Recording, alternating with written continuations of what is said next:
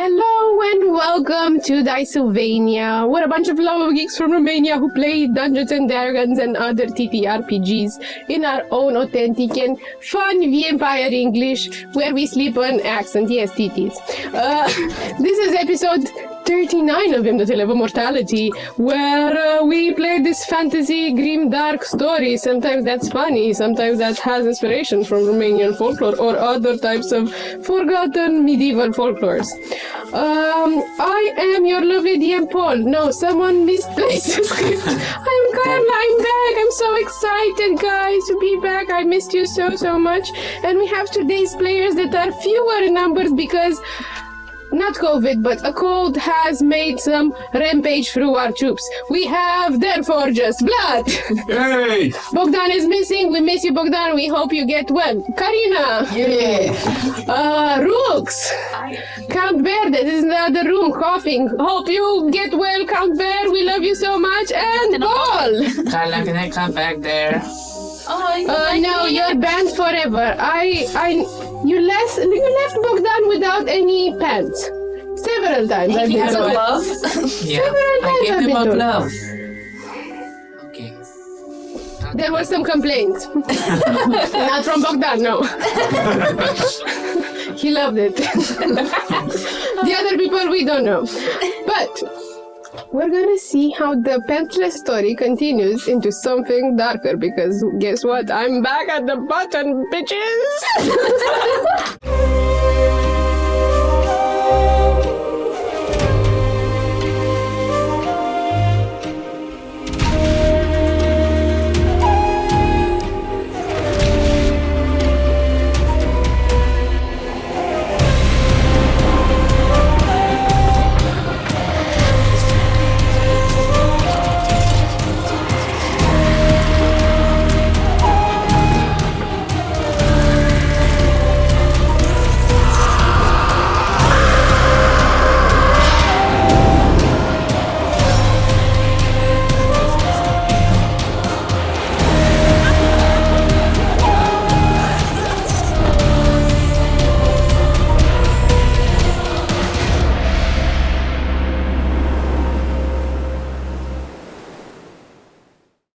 Left in a pool of water, glowing brighter each moment as if the moon itself reflected her in the waters.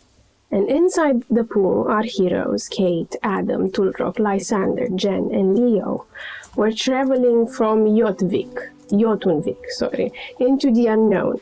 Right after, Kate said, "Midnight District, Chancellor's house."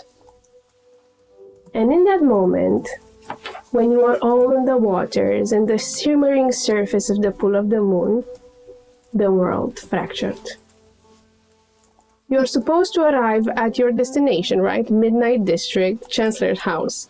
But something is wrong. There is no destination. Not again. The space around you ripples, shifting between empty streets, towering halls, and nothingness. Your body feels weightless, suspended in that liquid that's wet, but isn't wet, isn't real. It glitches between existence and non-existence. Give me an investigation. What the fuck is happening, guys? What did you do, Kate? Me? 13. How in God's places? Four. It's an 8. Investigation. That's a 22. Okay, so with the 22, Yes. none of you, you're very confused, apart from Kate, that has this realization as it strikes her. This was never a place to arrive at. The Chancellor House is not there. You're trapped between the pool of waters, lost in a water that isn't real, that presses on your lungs. You can't breathe. Give me a Constitution saving throw.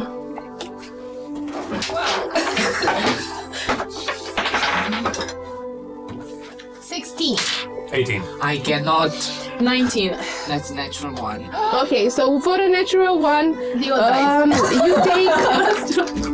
take 2d force damage, you take 6 force damage and are confused and phase out. You see something red flickering and you're out of consciousness. The others, please give me a d6. I'm having a déjà vu. Secret. Sigrid is there. 6. 4. So, 3, sorry. okay. Typical Leo. 4, 3, 6, right? Kate, you see for a flicker of a second a dusk-lit forest with shifting lights and winds blowing as you hear leaves ruffling. For a four, you see an endless snowy expanse, Tulrock, casting this reddish twilight. You see this from below as snow is falling down, and you, with a 6, you see a silvery dome glowing faintly with lunar markings. You hear a choir, you hear a choir, you see moonstones. You're familiar with moonstones, you've seen them. Is that the temple from the Midnight District? How much? Give me in history. 9. Could be. You don't know. Obscuro! That's it. The vision stops. You're back into this sort of glitching pool that it's sort of pressuring you, and water is coming from both sides, and you can't breathe. What do you guys do? See, I don't have a problem anymore because I already have help.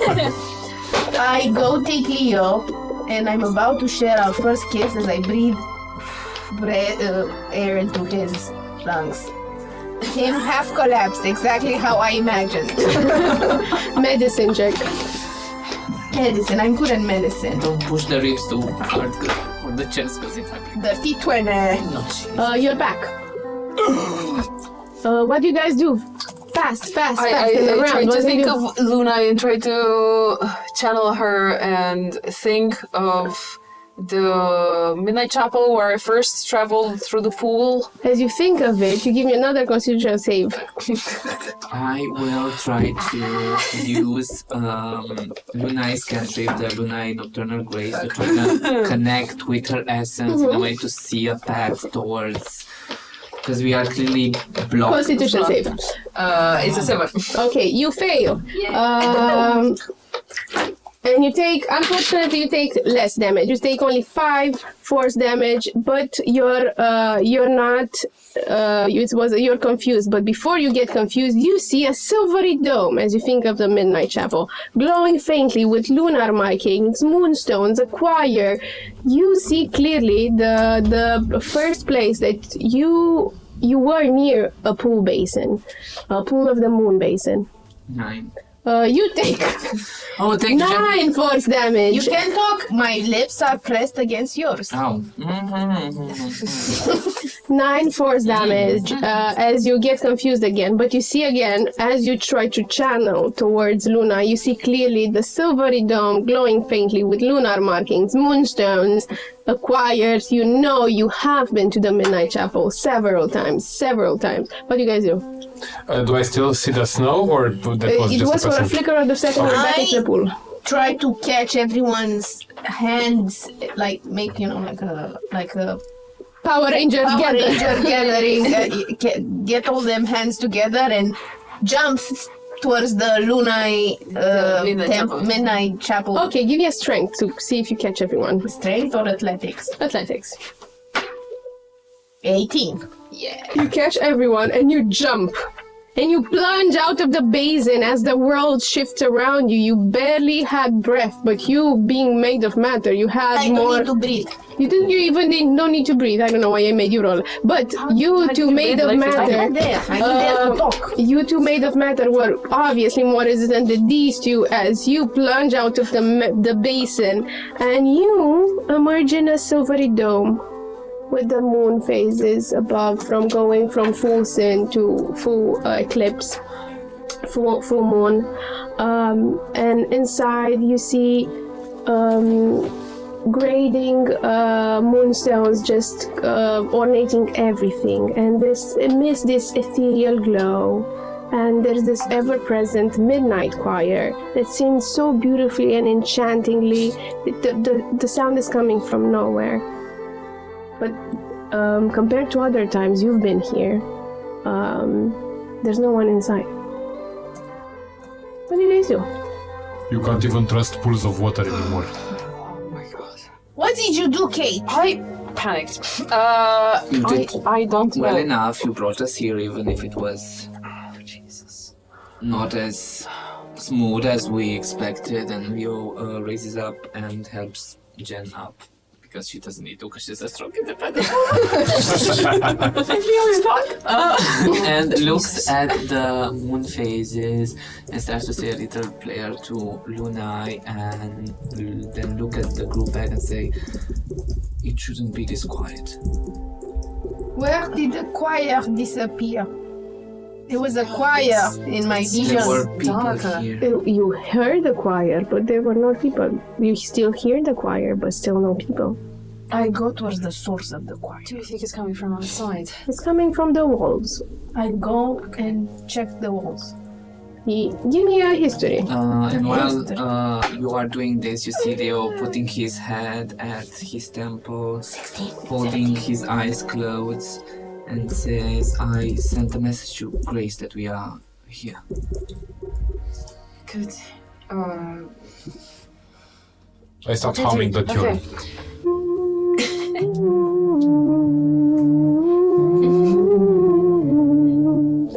Okay. History? 17. You, as you listen to the stones, you remember someone, probably Adam, chatting about, or Leo, maybe Leo, it was Leo definitely, chatting about the fact that the choir comes from humming sounds that are embedded in the temple, in the stone. Is this the same temple that I had in my previous hometown that was No. engulfed? No. This is not of Obscuro, this is obviously a hebdomadic temple. Ew. Okay. But some reminiscence of that culture is embedded in this one. What do I know about the humming? Nothing besides that it's embedded in the building itself. Do I know, like, if you hum the tune, something happens, or do I know anything more? With that role, definitely you know that it's decorative for ambience. Enchantment. It helps soothe the soul and brings In order. followers to peace. And yes. What were you doing, Leo? Leo was holding his fingers to his temple, closing his eyes, and contacting Grace, saying, Grace, we have arrived at the Midnight Chapel. Where are you? Is everything okay? You hear? They're here. We're at the Nomad Milk in the Purple District near the Lucky Lounge. I'm coming to get you. So should we wait or... Fuck! What? I'm bad at communication. Okay. No shit. Okay, That's shots given. What did Grace say? They are at the Purple District in Nomad's Nook near the Lovers. And I roll a history check to remember what she said. Intelligence, so see if you can focus. I'm so scared. You shouldn't be scared. Wait. I'm not scared. That's some focus. 16. Lounge. Lovers Lounge. You seem tense like fox running from wolf. I think we're all a bit tense. And Grace, Except for you, of course. Grace said that she's coming to us. But should we wait or should we go to the Lovers Pub? No, if she's coming to get us, maybe we'll lose her because we'll... If we search for her and she searches for us, we're gonna not meet in the middle. We're gonna go So what do around. we do? How are the other guys? You look at Lysander. Lysander being through the transformation, being sort of ripped into. Basically, he looks worse. Barely holding, barely sort of breathing. He has that very nice skin tone that's sort of brass, but now he looks rather white, as he is obviously sick.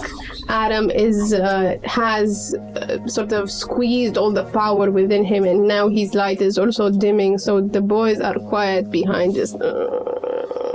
Okay, I'd like to go to him and just say, like, hang in there, and I cast second level healing word, so 44, just to keep him going. Like I know. He looks at on which one? Adam or Lysander? No, that's Andrei. Okay. Yeah, my boyfriend. I'm not putting my hands on Adam because like I don't want to get burned. Karina, make sure be mindful of the camera, but please take the map and then it's for you guys too. It's not for the Investigate. Yeah, investigate it. He looks a little bit better. He is sort of searching for support and squeezing your shoulder to get his footing, but he looks a little bit better. Okay. Can you stand? Okay. He nods. Leo will slowly go towards the entrance of the chapel, and for one reason, or maybe it's a gut feeling, he slowly takes his hands to the handles of the door and start opening them. Okay. As you open them, you obviously see the Midnight District that always was a tangle of narrow streets and cramped, elvish stonework and architecture, like a sort of a favela, and was always crowded. But it has never looked this bad, ever. Like you see smoke turning in the sky, and it's a choking hazard, and you see flames unchecked, lingering behind the building, leaping between packed homes, and the stench of burning clothes and seared flesh is impossible to escape even through this open door. It's on fire! You opened it fully, or just creaked? Leo just stopped midway. His silhouette is blocking the door, and just it's on fire. And What's on fire? he opens the doors wide as you see the whole image of the district in flames. Mon Dieu! Oh, rocks. He tries to compute what he sees, all the flame, all the people. There's a lot of people. Do you look for more? Do you get outside? I go on the steps like. No, I go towards him. I pull him back, and I try to just shut the doors. No. The district. There I are know. people there. His parents! I know. We need to wait for Grace. We have no idea what's happening out there. If she told us to stay put, we need to stay put. This can be dangerous for us as well. Especially for you,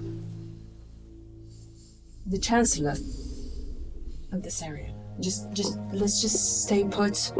This is a shelter for now. There is no emotion on his face, but you just see tears just going down as he puts his head down. And he goes on one of the benches that looks at the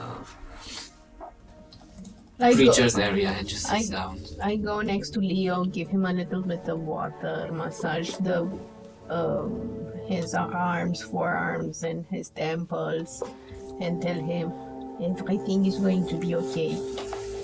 What if the state that the district is in right now would have not have been this way if I were here? I don't think so. I think maybe you would have been a part of the casualties, but it's not like someone set the district on fire because you weren't here. I hate this. I hate that in 400 and something years, whatever choice I would make is never good enough, is never the right one. Maybe it's time you make the wrong choices. Or maybe you haven't made enough wrong choices. I did. Now I'm totally relaxed. Leo, there's really no point of beating yourself up. Maybe this is something you couldn't have prevented. Even with you here.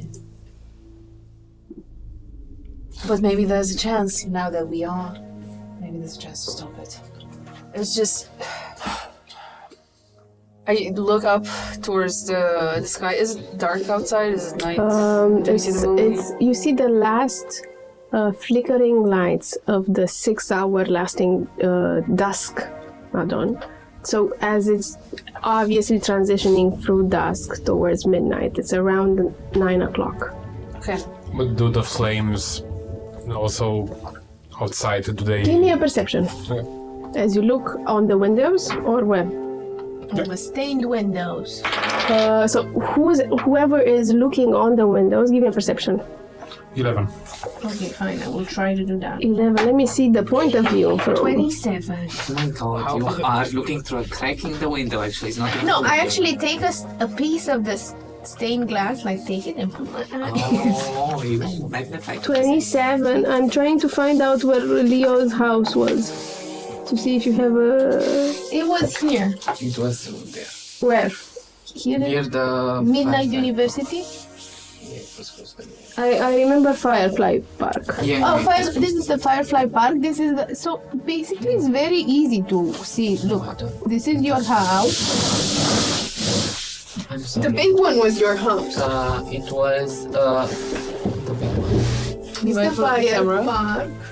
And it was... No, it's not here. It was somewhere around here. This is near the park. Let me see because Honey, I this made is not an... near the park. This is top real estate. This is like Airbnb lies. I found it. very close to the Clemens park. Tonic. So no, Clemens Tonic was near the think- Firefly Park. We talked about it was the biggest one around here. No. It was near the Firefly Park. Oh no. It was Clement. The page slipped. Through here. So it was. I'm having the thing here in front of me. So your house was the biggest next to the Firefly Park. It was south, so you don't have vision from it. Never mind. Okay, so I don't have. So, as you look on the stained windows, 11, 27. I was not looking out the window. I was looking towards the sky. It's almost dark. It's almost dark. Yes, I am watching. So, Tulrock, you are the first one to see with 11. You see smoke, you see fire, you see people yelling different. You hear people yelling different things, but you can't really discern much. 27, and Kate. Leo. Do I roll with advantage because it's dark? Okay. It's 8. Should I roll with advantage? Okay. Sorry. More. I'm joking. 27. No, it's 10 for me. For 10. So you don't even see the fire. You just see smoke, and you're a bit concerned. Your wheels. It's because of the tears in your eyes. You can't see PTSD. anything. But, however, Jen sees the following thing. You see militia and city officials desperate, forming this sort of bucket chain from wells in various places, struggling to hold back the flames. So they're pulling back buckets and sort of throwing them on the flames.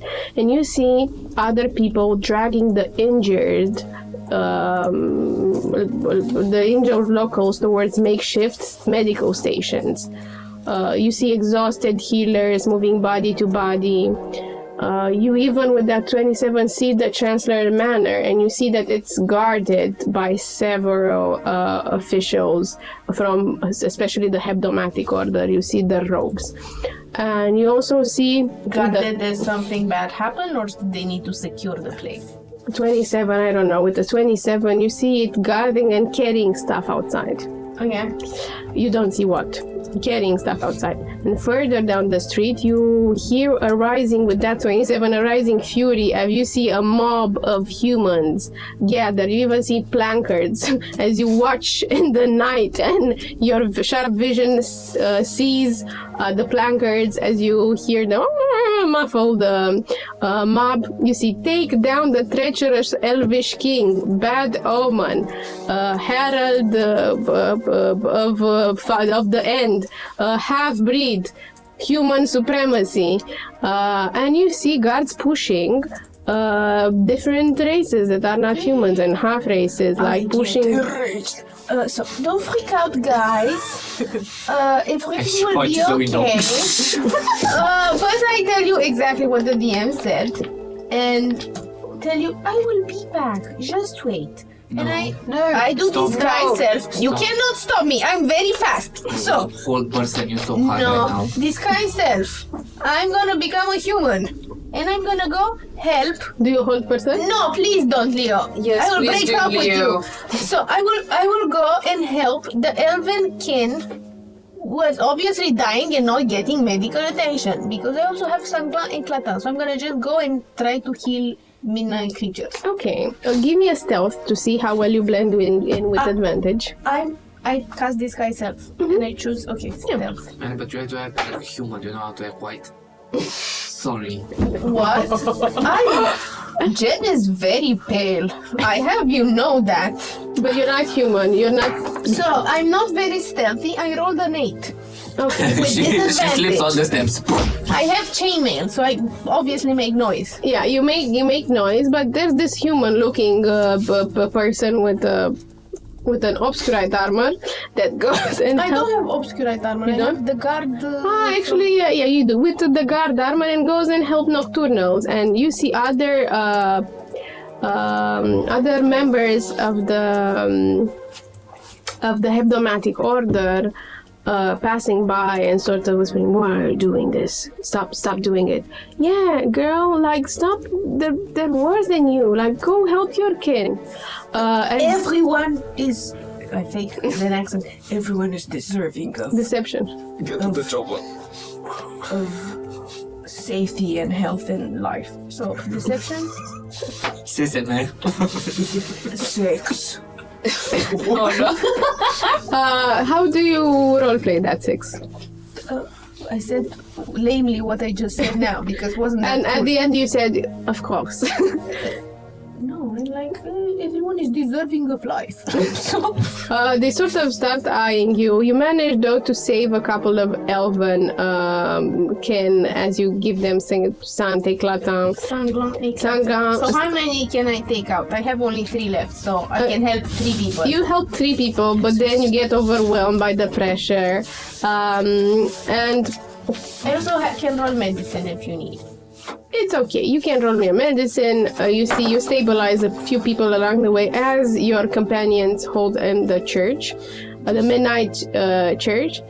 And you see a lot of nocturnals fleeting. Like you see elven people, you see Goliaths, you see descendants and sort of half breeds of those races, shifters, full-on fledged beast, and so on and so I try forth. to mutter encouraging words such as "I'm sorry for this" and hopefully everything will get back to normal and will be safe for everyone. There's they one woman retaliate? who turns and says, it's better off without this damn town. No, someone could say is also attacking, so better than dying in their war. Sorry, what? Who's attacking? She leaves. This is bad. This is no time for the district to be on flame. The city is gonna be attacked by giants. No. And they are fighting between themselves. And as you come back after doing this, Yeah. Without any resources. I will cast Nocturnus. Nice Nocturnal Grace. Yeah, but Obscuro Law obliged me to do so, so I'm getting points with the big guy. Yeah. Oh, that's great.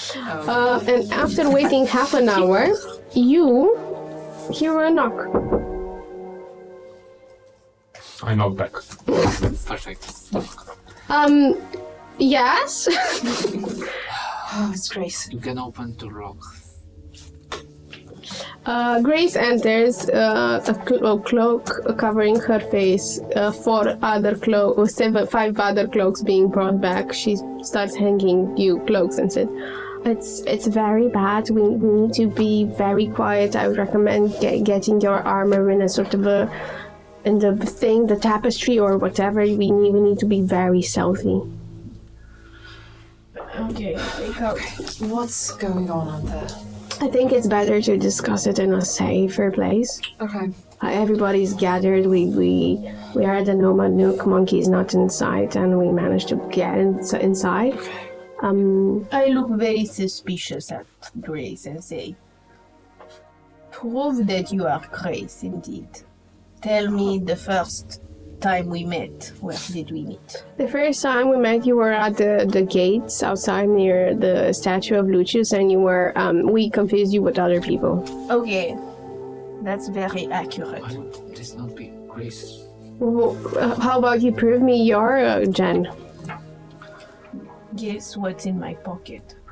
I don't think this is how it works. It's a baguette. She's just happy to see you, apparently.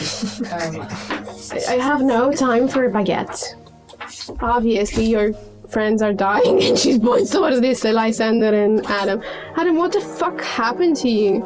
Is he a ghost now? He's ascended, apparently.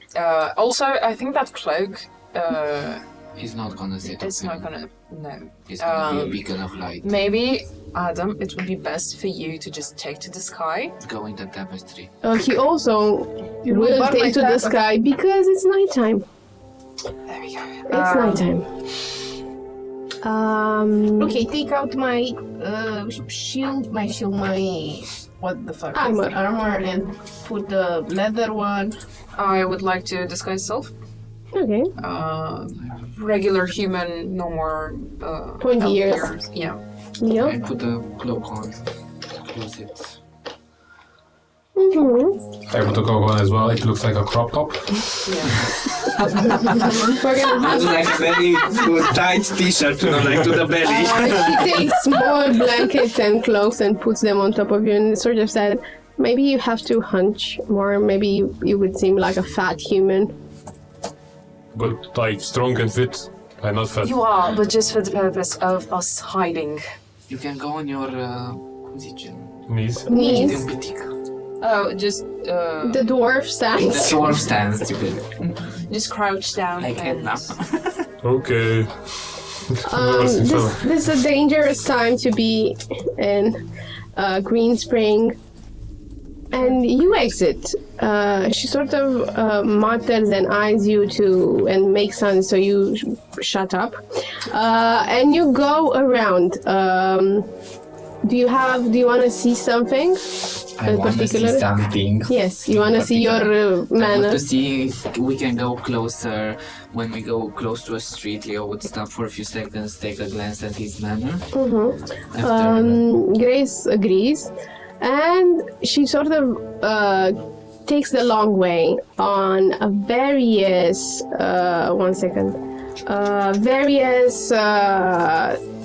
lateral streets, passages, and tunnels, even going through people's homes and sort of opening doors that you didn't see. Like, there's a lot of secret ways in the Midnight District, and she gets closer to the Chancellor's Manor, where the scene is way worse.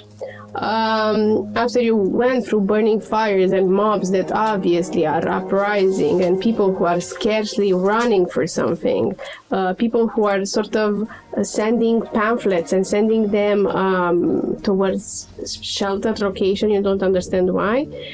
Near the Chancellor Manor, you see the once grand estate is now defiled, and around it, locked behind the arcane sigils, there's the militia present, especially the Hebdomatic Order, and dressed in their adorned armor, patrolling the perimeter and stopping anyone who lingers too much.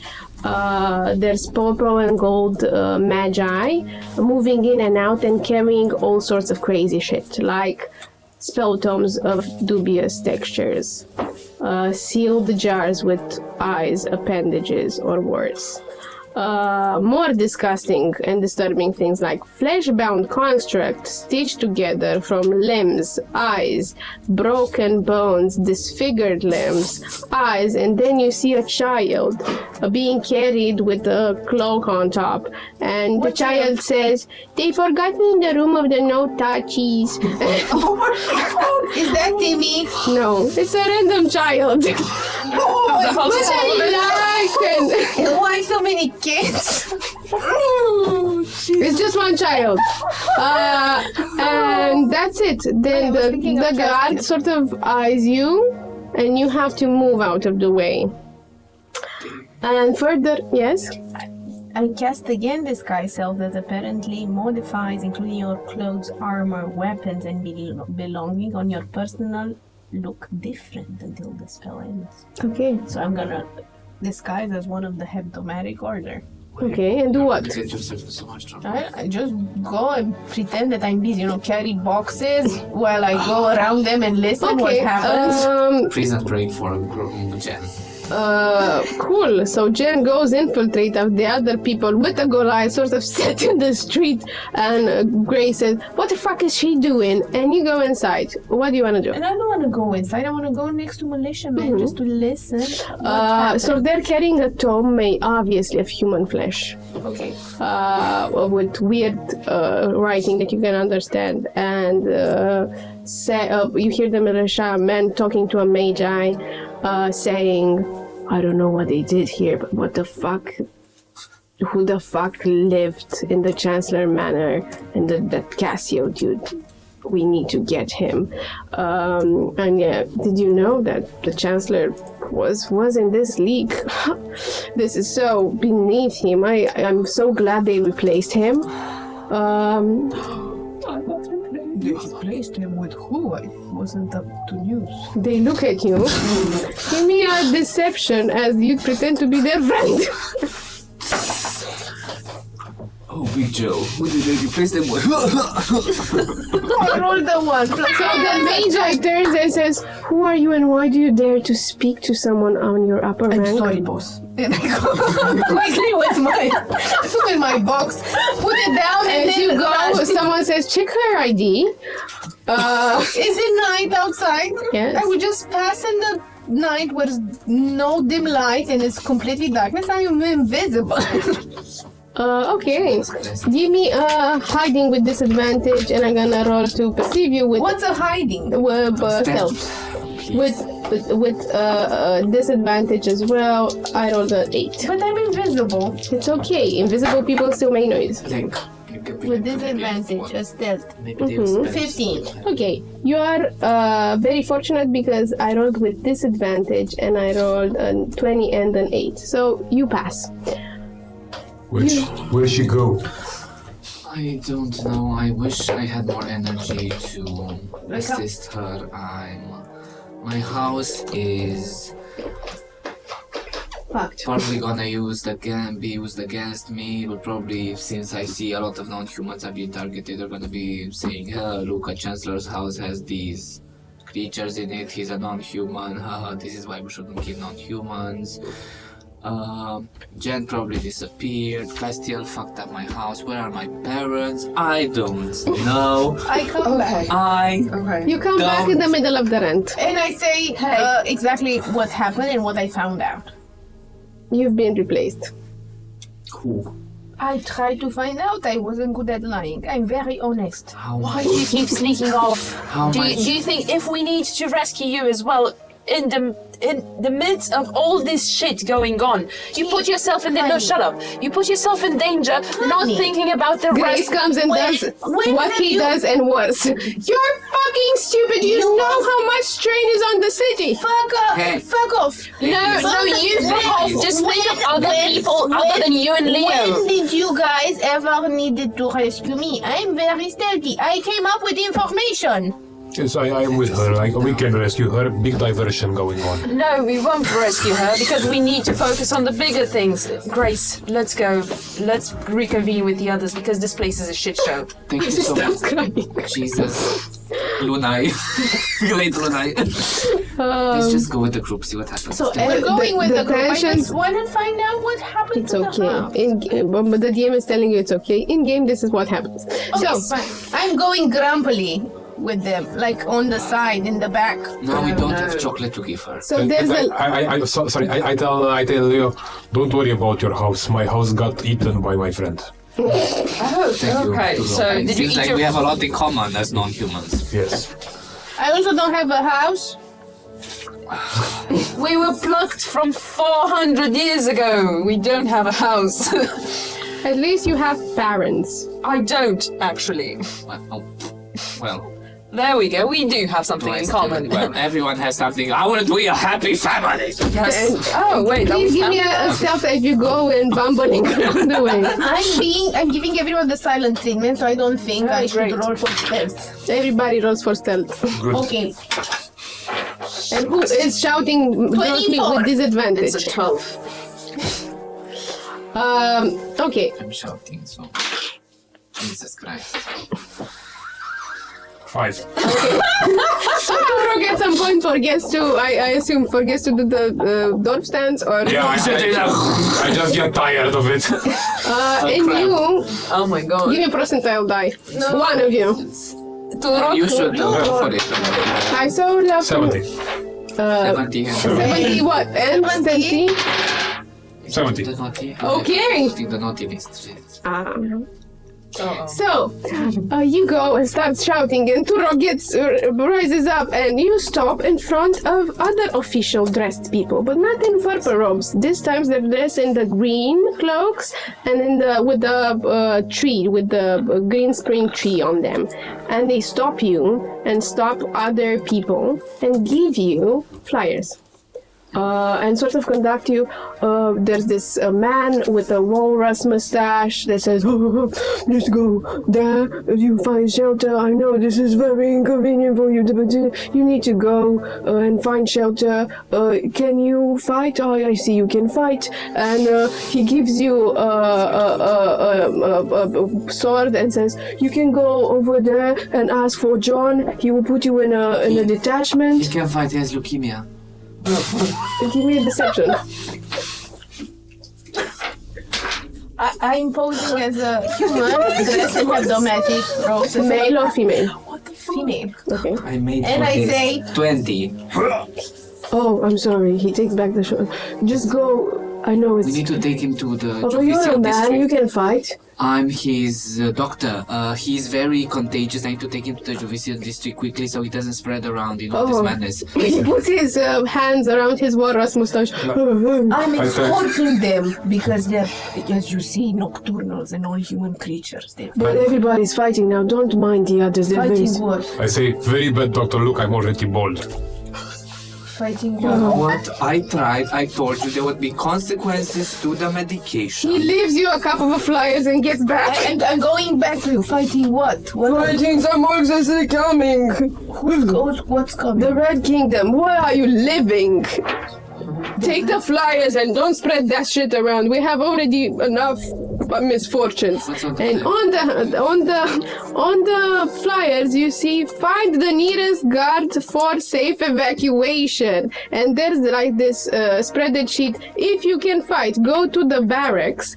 And if you cannot, take only what's necessary and move towards the shelters. And on the green screen map, there's shelters. And there's a plan saying Zamolxe and the Red Kingdom have instaurated war. They're coming to attack us 2 days' time. And it's not sure if it's at the last day of the month, which is a 49th Shadow Haven, I believe, or if it's the beginning of the month, but it's crossed there. 1 second, so I don't misplace the months. It's Star Haven, or it's the beginning of the month, which is Dawn Reach. It's in between those dates. 49 Star Haven or 1st of Dawnbreak? Tomorrow Yes. night, right? Yes, To tomorrow night. Tomorrow. And there's a lot of there's a questionnaire if you can fight or not, and you can also see a scene where a little boy of 14 is separated from his mother by a more sturdier guard, and he is giving an unsharpened axe to fight, and the mother is taken to safety. Fuck me. That's so Not sad. now. You never fuck me, so I will die a virgin. Well, we Very might bad. die tonight, so we need to change that. Is that I'm out. this is going weird and unplanned. Everyone is tense, and sort of Grace guides you towards more tunnels and more alleyways, and as you're trying to be stealthy again. I assume this, she sort of casts pass without trace. She takes a scroll and I'm saying, I'm burning through these, you're very stupid, you're making me burn through these, and she casts pass without trace. So you have a plus 10, give me a stealth now. And it's not me, it's the dice. Why To rock with disadvantage. Oh no. Oh my god. I rolled a 2 I rolled a 1. plus 1. 25. Do I have inspiration? I don't have inspiration. You guys have inspiration? You added the plus 10 from pass without trace? No, 35. 17. Can you help me? I don't know. Natural 1, which is plus 6, which is 7. With the plus 10, it's 17. We have 17, both of us. We're great. It's okay, it's okay. Give me a D100 for the other table. We're just talking. So I was thinking, when we do the deed, could we have planning Torok asks, this was saying on the pamphlet that you have to have sex with her? It's a 49. No, but we might have. I didn't like that face. Okay. Oh We're gonna no. do this. So She gets very 49. red and starts giggling. the world is dying, you guys. The world is ending. Sorry. We are planning. Why is it? Is this pest or sickness? Was that more says or what? Oh, this is what's saying? Yes, Yeah. it's saying, you can't read. Kate, what were you doing? What do you mean? I'm kidding. I recognize the letter C, but there's no T in what Weren't you you said. teaching to look to I'm confused. He went to school for this. I'm not a They teacher. teach you at school how to read. Did it? You have Sigrid now, please. Sigrid, just take care of this. She starts reading to, and this is Zamotse. She points towards. Ah, yes, red asshole, yes, I Yes. remember. Yes. This is the one that you said you destroyed. Didn't you send that data Yes. to the... Oh no. But coming up to the 49. 49. Okay. You go through more 20 short. alleyways as you start chatting, but in a lower voice. Grace is obviously very mad. And as you go through the districts, through the Lunite district, then through the through the Midnight district, then through the not Sunrise, Downhill, Hillside district, and on the Hillside district with that 49, you get a chance to give me a perception. Jesus Christ. All of you. This one is All of us. We go like Okay. this. Yeah. I don't want to roll my Okay. dice. A anymore. perception? I don't Okay, want perception. to roll my dice. With advantage or It's what? a dirty 20. Perception. Just a With advantage or Yeah, not? because it's night. Well, 27. Can you stop? Okay. Dirty 20. Dirty 20, 27 covers them. 14, yeah. 40, no. Like, Leo and Tulrok pass this scene. But you stop. You and Kate. The others are exhausted. Grace is exhausted. Adam is not present. Lysander is exhausted. Sigrid is exhausted. And you stop. And through the shifting smoke, you see something flashy. For a second, something red. A translucent figure of deep red, with muscle torso and cuts, with golden eyes, beneath furrowed brows, with long pushed back hair, swept back. He stands alone in the middle of the street, shouting or muttering, but obviously tense. It's at nothing, apparently. And he says, "This was not our deal, do you hear me? You have taken too much." His voice is jagged, shaking with fury, and as he says, "We will fight back. There will be war." And with that perception, ladies, you can roll me again. Perception? As you see Martis in the middle of the advantage? street. Yes. Martis in the middle of the street. I rolled 2 sevens. With himself. If I roll double, can I re-roll? You know, like in tablet. It's an 8. Please. So for me it's 15. 15, Kate? No, it's an 8. So with a 15, Kate doesn't see you. I recognize him. I And just you like, push back. I'm like, fuck, not this guy. But as you see, Martis is talking. Martis is talking to a hooded presence with a wide skull. It's barely more than a shadow. It looms silently. You see death itself. And with that 16, Also, you give me a stealth. So Martis did a deal with 15 or 16. Normal stealth, yeah? they took too much. Ooh! 23. They don't hear you as Marty sort of puts a hand on his temple and begins breathing and whispering, "Get out of my head!" And then he turns and looks towards your direction, but he doesn't see you because it's dark. Jesus Christ. So you move forward. What, is death also a physical being? Hmm? Is death also a physical being? Well, we have For what statues. purposes is this question? So I know if he goes towards a direction, where does he go? Or he vanishes? As you look at them, and you keep looking, both of them vanish after this. Okay, fine. What do you mean? That it's not just a concept and it's actually a physical being? I'm telling you guys about this Marty's death encounter and how Marty seems to be owing death some favors. Tulrock, you step on a dead pixie. So sorry about that. And she has something in her hand. I look very carefully and try to snatch that thing. Okay, it's a scroll. You know, because they taught you at kindergarten, this is a pre-charged scroll that you can use to cast, if you can read it. Oh no. Oh. Intelligence check. Fireball? And it's the scroll that I give you on WhatsApp. Yep. Okay. And Grace guides you through the streets, through the passages, and you go through the hillside district, which is the Marte zone, then through the cloud district, and back into the purple with the romantic architecture. And near the Lucky Lounge, not the Lover Lounge, you see a shabby wooden 4-story tall building stand squeezed, almost like magic, between two buildings with romantic architecture from the purple district. And this doesn't seem that it belongs there. It's a building, blunt enough that you don't give it any importance. But there's no sign, no entrance.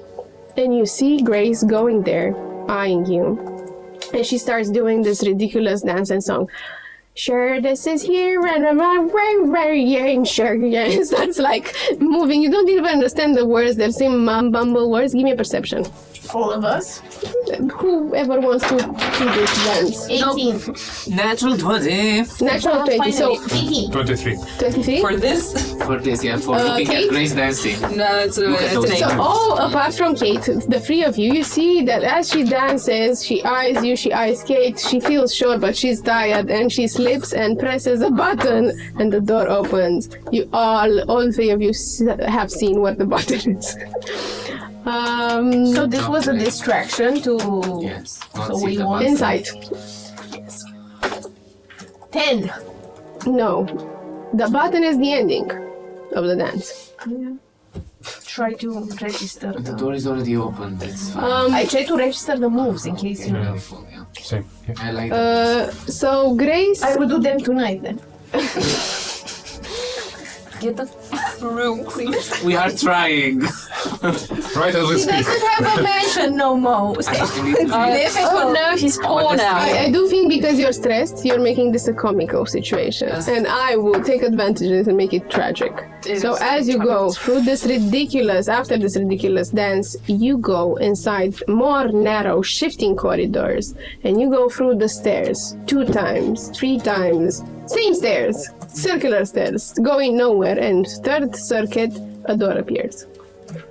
You open the door, revealing a dimly lit room, and inside you see a long table, but it's not quite a long table. It's improvised from countless mismatched tables, and sticking on the walls, there's this big shimmering bubbles like around the walls, and they seem to pulsate with energy and vibrating like there's song trying to escape from it, but you can't hear anything. And inside there's also flying tankers just rocketing off the magical barriers, just. And at the table, you see some familiar faces. You see that we're gonna take a break.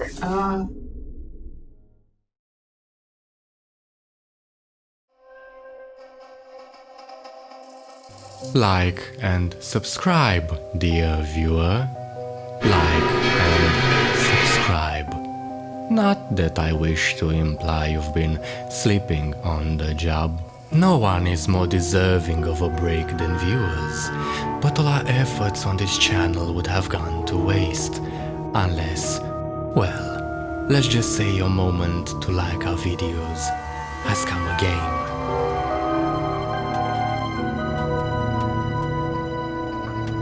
The right viewer in the right place can make all the difference in the world. So subscribe, dear viewer. Subscribe and grow this channel.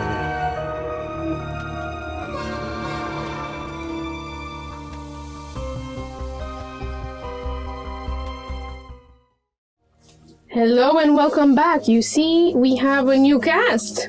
Something is cooking.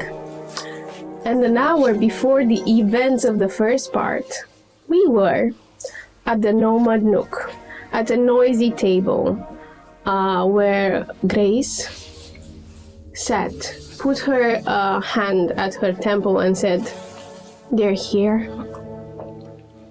And you hear out loud, "We're at the Nomad Nook, Purple District, near the Lucky Lounge. I'm coming to get you." And she raises up and says, "It's Leo.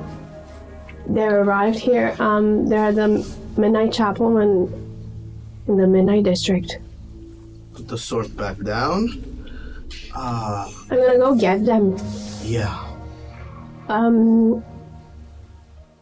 The music is so loud you barely hear your own thoughts. You don't know what to do. And she says, "I'm so fucking tired of this shit," and takes a scroll and says, "I'm just burning through this, like, and I can't take this anymore." And she casts something in a strange language, something of 4th level, and a shimmering bubble starts forming around and clinching to the walls, crawling over the walls and capturing the ever-present music. And even the flying tankards are trapped inside, ricocheting off this magical barrier. Finally, it's silence. I'm gonna go get them. Brief them on what's going on? I'm not gonna do that there. I think it's not safe. I'm gonna brief them here. I'll be back. Get them ready for what's ahead and hey, keep safe. I'm trying, and she leaves. What do you guys do? I see if the sound bubbles pop. As you pop one for a blink of a second, you hear it falls back. Music escaped. Back to preparations.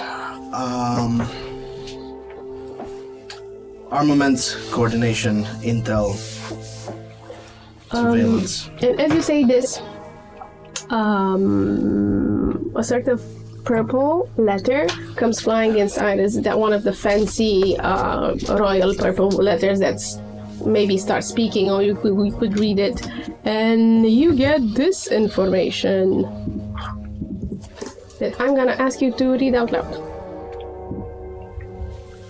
To His Majesty, King of Vanderpax Green, the unyielding shield of the realm, my king, I bring dire tidings from the districts. Your forces, though disciplined, are unbalanced in the coming war. The tally stands thusly.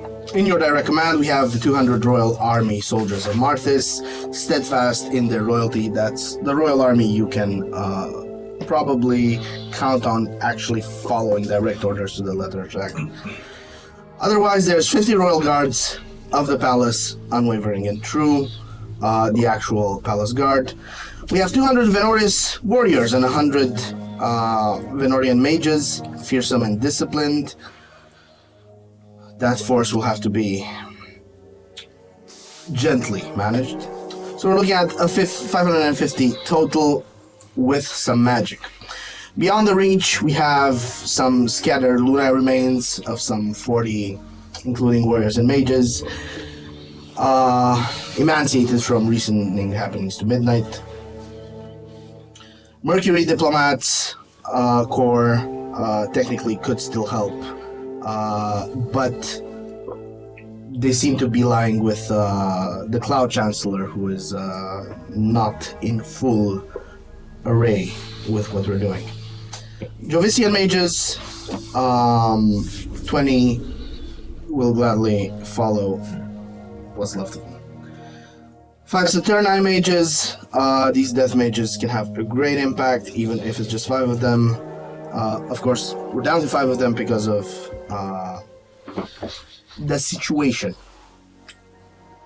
with undead. 500 high mages of the order are essential, but they need Corin's approval probably to function, and we have to see what and how they'll do. So other 615 swords and spell casters that we could mobilize, that might organize themselves, that might not, but might leave. Your Majesty, without swift action, through steel or silvered words, the kingdom that lies divided is in danger. Command, and we shall act. In service and shadow, Oswald. That's Ozzy's field report on the troop count. So we've got effectively control of half of Green Springs forces, with the 200 Marthisian Corps being essential. We need a lot more than that. How's the tech sound on this whole flower bombs thing? You're asking about alternative troops? I was hesitant to go to the alternative troops themselves, but yes, that and the bomb idea. For the bombs, I can fashion them 2 at a time. But in order for a bomb to be a bomb, we need something to fuel it. To that extent, we shall resort to dust, flammable dust, any sort of dust as finely grained as possible. We coat it in flammable material, oils, stew, fat, anything you can find. We'll have to distribute such silos throughout the city. I will be able to fashion only 2 bombs at a time. The good news is, having refueling stations throughout the city will make the dispersal quite easy. The problematic part is that if we intend to use them to their full effect, they would have to be delivered by one of the alternative troopers. You have a count? Of how many troops? Yeah, that can 120 strong. That could deliver payloads in groups of 4 or 5, I guess. 1 is enough.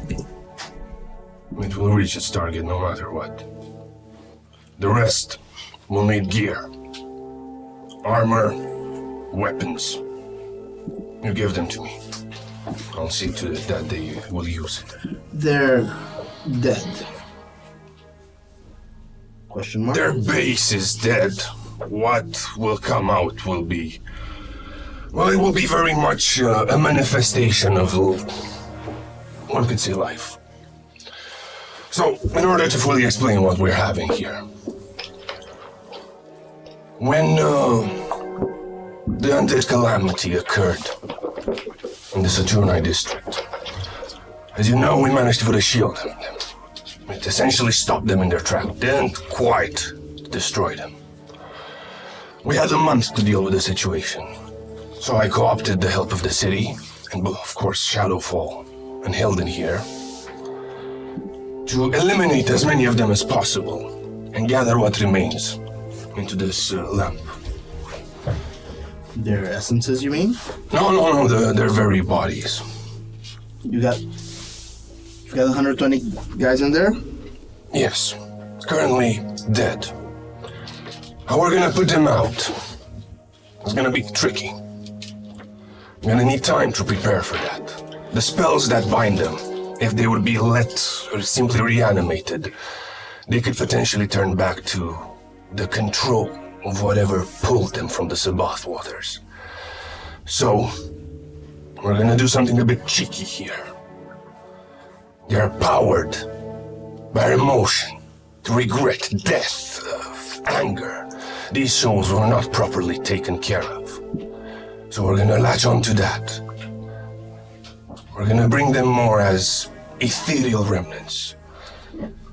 But take heed, if the remnants are damaged, what brings them to this ground is the bodies that we're using as conduits. They will be damaged as well, and they will perish. They will be angry, they will be sad, and they will be desperate. But they will be under my control. They are the dead of Greenspring in origin? I'm not sure what they are, but they're definitely fueled by the dead. Why do their emotions matter at all if they are under your control? Because it is their emotions that kind of allows me to control them. They are different from the beings that are currently residing in the Saturnine district. Because of that difference, I'm able to control them. Otherwise, they run rampant. What are the chances that you actually lose control? For 24 hours, I have control over them guaranteed. Afterwards, they will be destroyed. Otherwise, I do not want to unleash something like that upon the world. And you can initiate these 24 hours upon the eve of battle. Yes, I will need some preparation. It will take me roughly 10 to 15 minutes. You see, these are powered by glyphs. There are hundreds of corpses, all with a big glyph circle around them. Each glyph being powered by an animate dead spell. I've been doing that over the past month. Each day, managing to put 3 glyphs, and by exerting myself and with the help of my children, we managed to add 1 more. But rest assured, they cannot come all at once. You see this thing? This is quite fragile. It can only host up to 9 beings inside of it. And if I were to take all of them at once, it would be quite disastrous for everyone around, in a range of several hundred meters. So I'll need time to pull them all out, 9 at a time. But rest assured, I'll be able to control them all at once while they're out. You see Hilden approaching, battered, beaten, blooded, his hands creak as the bones inside may be broken. Isn't there a way that these bombs can be carried by air and thrown at the enemy? It could, but it would still require that I make them. That is unavoidable. And they would still need refueling. But that is a potential delivery method, yes indeed. I and the horse can fly. Yes. That brings me to my second idea. The horse has a compartment inside of it. It can open and close at will. There's a creature commanding it. If carried aloft, the compartment can be filled with water. Vials of Sabbath water. Those can be dropped. So we may not necessarily need bombs for that. As we have quite literally a river of undeath, it would be stupid not to use it. And I believe Shadowfall knows more about this than all of us. So he'll be probably in charge of whatever that would entail. If he would be willing. While Pax was talking, Shadowfall did take out his orb from within himself. While Castiel was explaining his plan, Shadowfall started to engulf that orb with his own water. And to your question, Shadowfall replies, "It's my own nature. Though water opposes a force, it also abides it if the force is strong enough." I have no idea what you just said, but that sounded cool as fuck, Shadowfall. Am I intelligent enough to understand if I were to touch the Sabbath water that it will correct me? I mean, I'm asking for a roll if I can to deduce, because I'm a bit stupid. You don't know. Okay. But you've seen Sabbath water, you never touch it. You can ask. You can try. Shaq tried last time. But you don't know. I mean, I will. I mean, I'm a bit dumb, so. May I touch a bit of that Sabbath water? And I shape water of my own into a blob, and it turns solid towards liquid at the middle, and a gaseous fluid on the other side. And he moves it towards you. I will rise up. So it's like shifty. So what is like? It's a globe of water, and it has all three states. Can make a 40 if you want, but My that's back enough. will bend backwards. The gaping wound inside his chest will open, revealing a lot of hands and tongues. And one of the tongues will slither As much slowly. as I would like you see subjecting yourself to this, I think at this moment you are an asset. Whatever you put in there, you lose. And I show you a finger that is halfway turned into this undeath. No, you chopped it off. I didn't.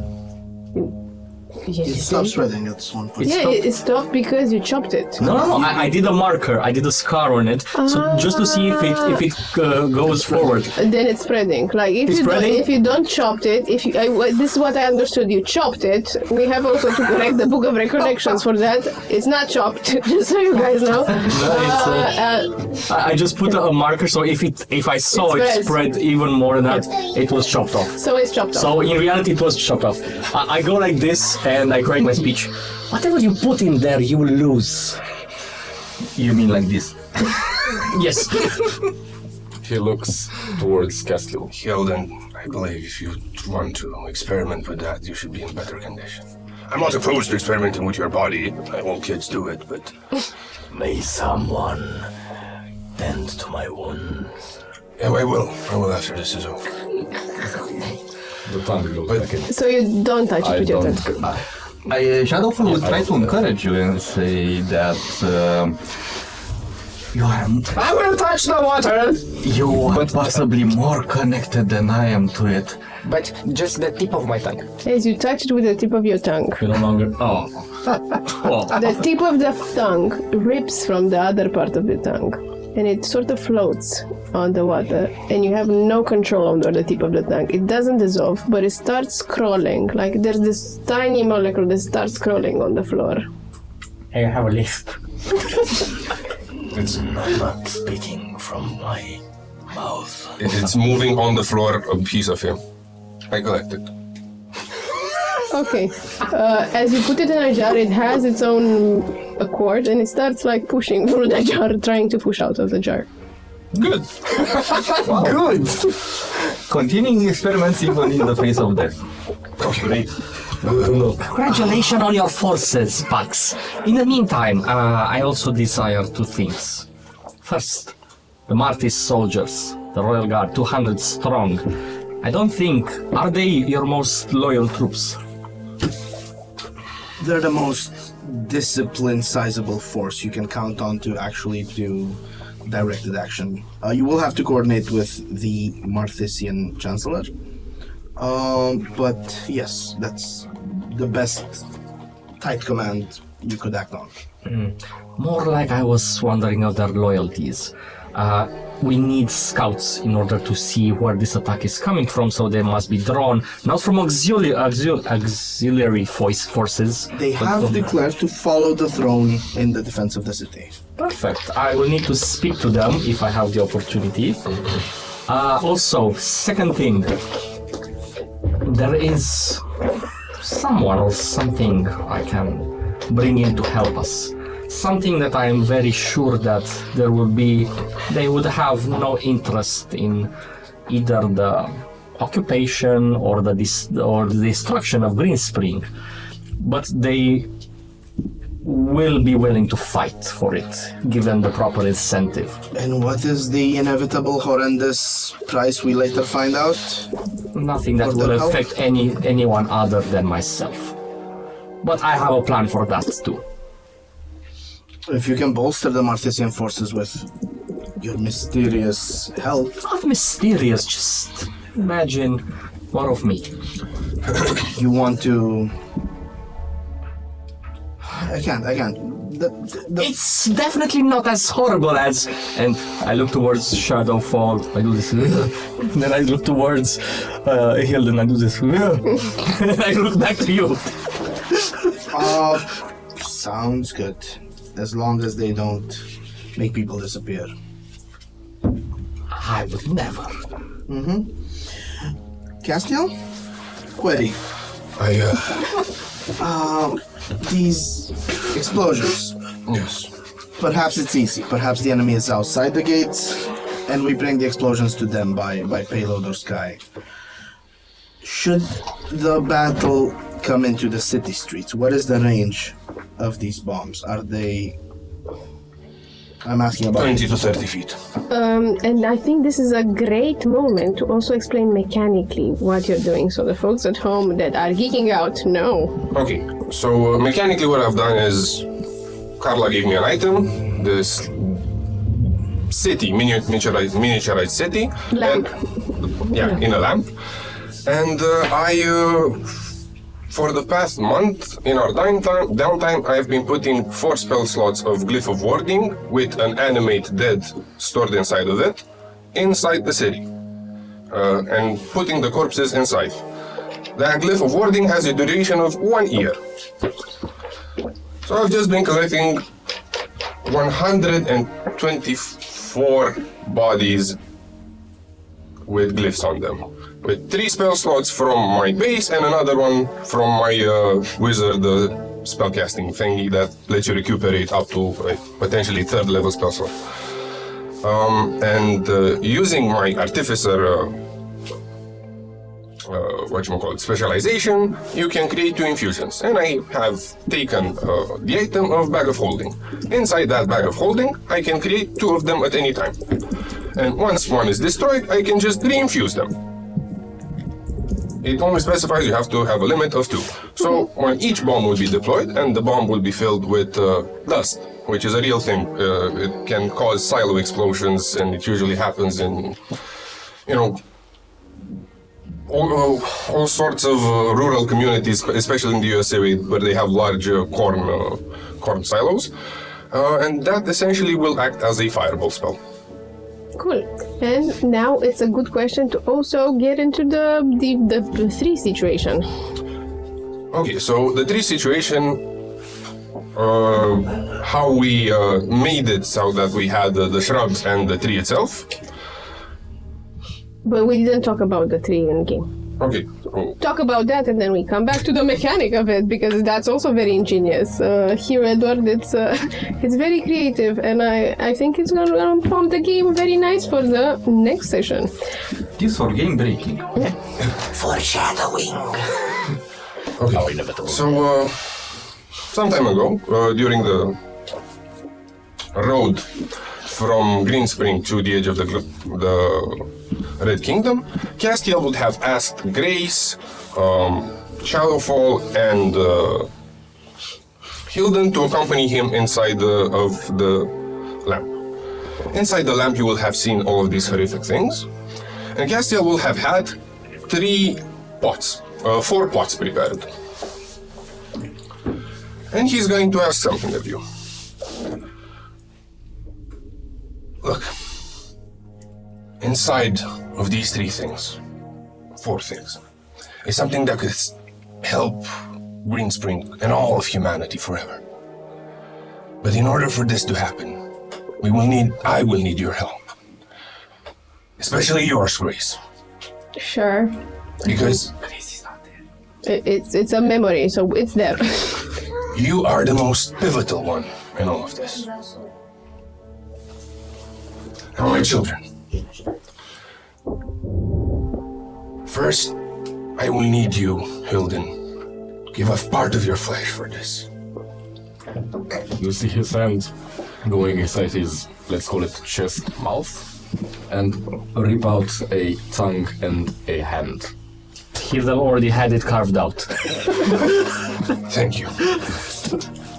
This is how we will make it so that you may partake in these fruits.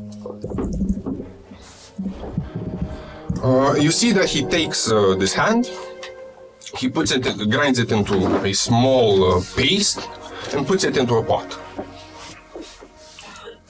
For you, Shadowfall, it's going to be a bit more complicated. He points you towards a different pot. This you will have to fill with your water. It means you will give something up in the process. Part of the emotions, part of something that you have understood about this world will have to go in there. You are not of the same matter as we are, but we can make that to be more like you. And Shadowfall glides towards the pot, looks at you. I understand. Looks back at the pot, and takes out his orb. And the orb, I didn't see the orb that he took out starts pouring down through his hand water. He pours so much water that the pot fills, and then he controls the water to engulf the small, I guess it's a small... It's branch. nothing yet. It's just yet? a pot with dirt in it. Then the water will grow out in icicles, and then surrounded with vapors that will act as flames above the icicles and let it stay there. And as Shadowfall does that, he will pour emotions. He will pour fear, anger, and despair, all which he has seen since he has been born, or born again. Nice. Now race. I'm not even asking, just you took the thing off of me. I'm owing you a favor. Tell me what to do, and I don't even want to know. Okay. She starts making the obscuro sign in the air and sort of He will just point. take your hand, and he will take you through the small streets of dim light, and he will take you to a small patch of land. You can see that it is particularly fine looking, in the sense that there's a multitude of plants growing there, and he has with himself the little piece of the tree that Shadowfall took. He'll plant it in the ground. Say, Grace, I will need you to grow this for me. She puts her hand down and says, sure. Is she crying? No, she's just pissed off. Sure, and then from the ground, a beautiful golden tree starts gnarling and twisting and forms into this city that's inside the lamp. Plant growth. Yes, third level spell. Visual somatic material. And as such, you have done something even the gods couldn't do. You've brought the seed of knowledge to the people. I brought it to you and I'll make you regret it. No, I don't intend to keep it. Sure. Just, I don't want to know, Castio. Just don't want to know. You see that he takes out some clippers and starts hedging some of the branches. You see that some fruit has blossomed, has ripened there as well. He will then take what little branches he took and put them, all of them, into one of each pot. Mm-hmm. In the pot in which Hilden's paste has been put, he will grind up the branch, and he's gonna put one of his little creatures as well. You see that he's gonna cut himself, he's gonna start bleeding, and he's gonna pull a small crystal. It's the same that he took from one of the players when they didn't want the boon that they got from the Fortress of Death. He's gonna place it there. We're playing a memory for you guys at the table, so you're seeing this. Afterwards, he will take another branch into the pot that Shadowfell prepared for him, and the rest of the two into the two remaining pots. He will then ask you, Grace, to bless the two remaining pots, and the one for Shadowfell he's gonna do himself. Okay. He's gonna ask you to cast, again, plant growth. Plant growth on the two shrubs, and on the one which Shadowfall placed inside. Can you explain that? What is again on that pot? In that pot is some water grown by, given by Shadowfell with his emotions that he felt at the time he was alive, and this small tree branch or seed. In what? In the pot. In the water or? In the pot with water by that. With the Sabbath water inside? Yes. Okay, I don't know what the expectations of this, but it's as soon as you put the plant inside, it's gonna die. Exactly. Okay. Cool. It dies. And as it dies, I will ask Shadowfall to consume just before it dies. As you instruct me to do that, I'll try to keep it alive for a few more seconds. I'll try to give it some false life, and then I engulf it entirely into my own body. That will grow with you. And something will form, a seed, a fruit of knowledge, born of what you have learned. That is what you shall consume.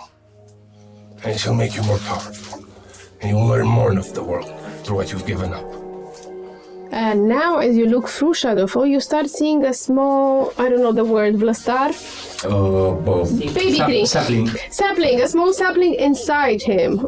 Like, you can see, like you see through a radio scan, ray scan, you see like a small sapling at the core of his insides. And that sapling grows through the icicle structure that I erased from the pot. Cool. From the rest of the two shrubberies that will have been presented at the council will spawn. For the last one, Cassiel tells you it's gonna take a bit of time until that is ready.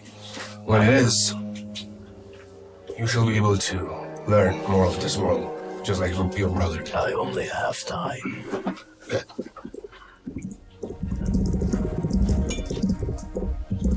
Now, mechanically, what we did here was we got 2 pots of awakening that we got from our artificer in infusions. And we use them in conjunction with the Seed of Knowledge and plant growth to create the shrubberies. Now, normally these would take 30 days. Inside Dimlight, it will take 15 because time goes faster in there. But since we had the 3rd level spell, we managed to grow them in a day. And you see these shrubs like growing small apples, and they start, as they're awakened, they start eating them. And that's like the point of awakening, and now they have a little bit of consciousness. They're shrubs of knowledge. They're called Adam and Eve. Yeah. Oh, wow, really? And after this, you're gonna plant one more. I am. Yes. But I will not be telling the rest about them. Okay. And memory. Just for context, which crystal from the Death Realm are you using? I know Pax gave you his, but Adam is the one with the crystal inside. No, Adam gave up his as well, so he's using that. Oh, Adam's crystal. Okay. Right. Cool. we're back inside the council. Grace is not there. You're back as Cassio vividly depicted the memory and sort of did this magic, making a sort of a small projection and reliving that day. Now, which one is Adam and which one is Eve? Is it his Adam because it got the crystal? No, those two are separate. Okay. There's two other shrubs that have a There's four consciousness. shrubs. Okay, so the other two are Adam and Eve. Okay. Yes. The 120 in the lamp. Are they corporeal or more ethereal? Ethereal, more rather. What do you need for them? Weapons. If they're ethereal, can they wield weapons? And what I'll just uses armor to them? throw them on the corpses. They gain the same power as the corpses themselves have. Mm-hmm. The ethereal beings will possess corpses, and the corpses we will armor and harm, and the ghosts will possess the corpses and move them into battle equipped, and deliver the explosive payloads, explode, and upon explosion, the corpse gets blown to bits, but the ghost can evacuate the freshly exploded corpse, which has hopefully exploded along with plenty of the enemy. Is that... Pretty much, yeah. Mm-hmm. What if 5 different corpses grasp the same blade? Would it produce 5 ethereals grasping blades? I believe they could become more.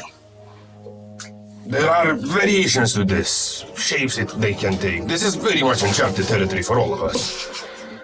I was just curious on the sword logistics. So we deliver these bombs via corpse and from the sky. We need to make sure, if we ever deliver them inside the city, if the fighting moves inside the city, that as much as we can, the populace is evacuated.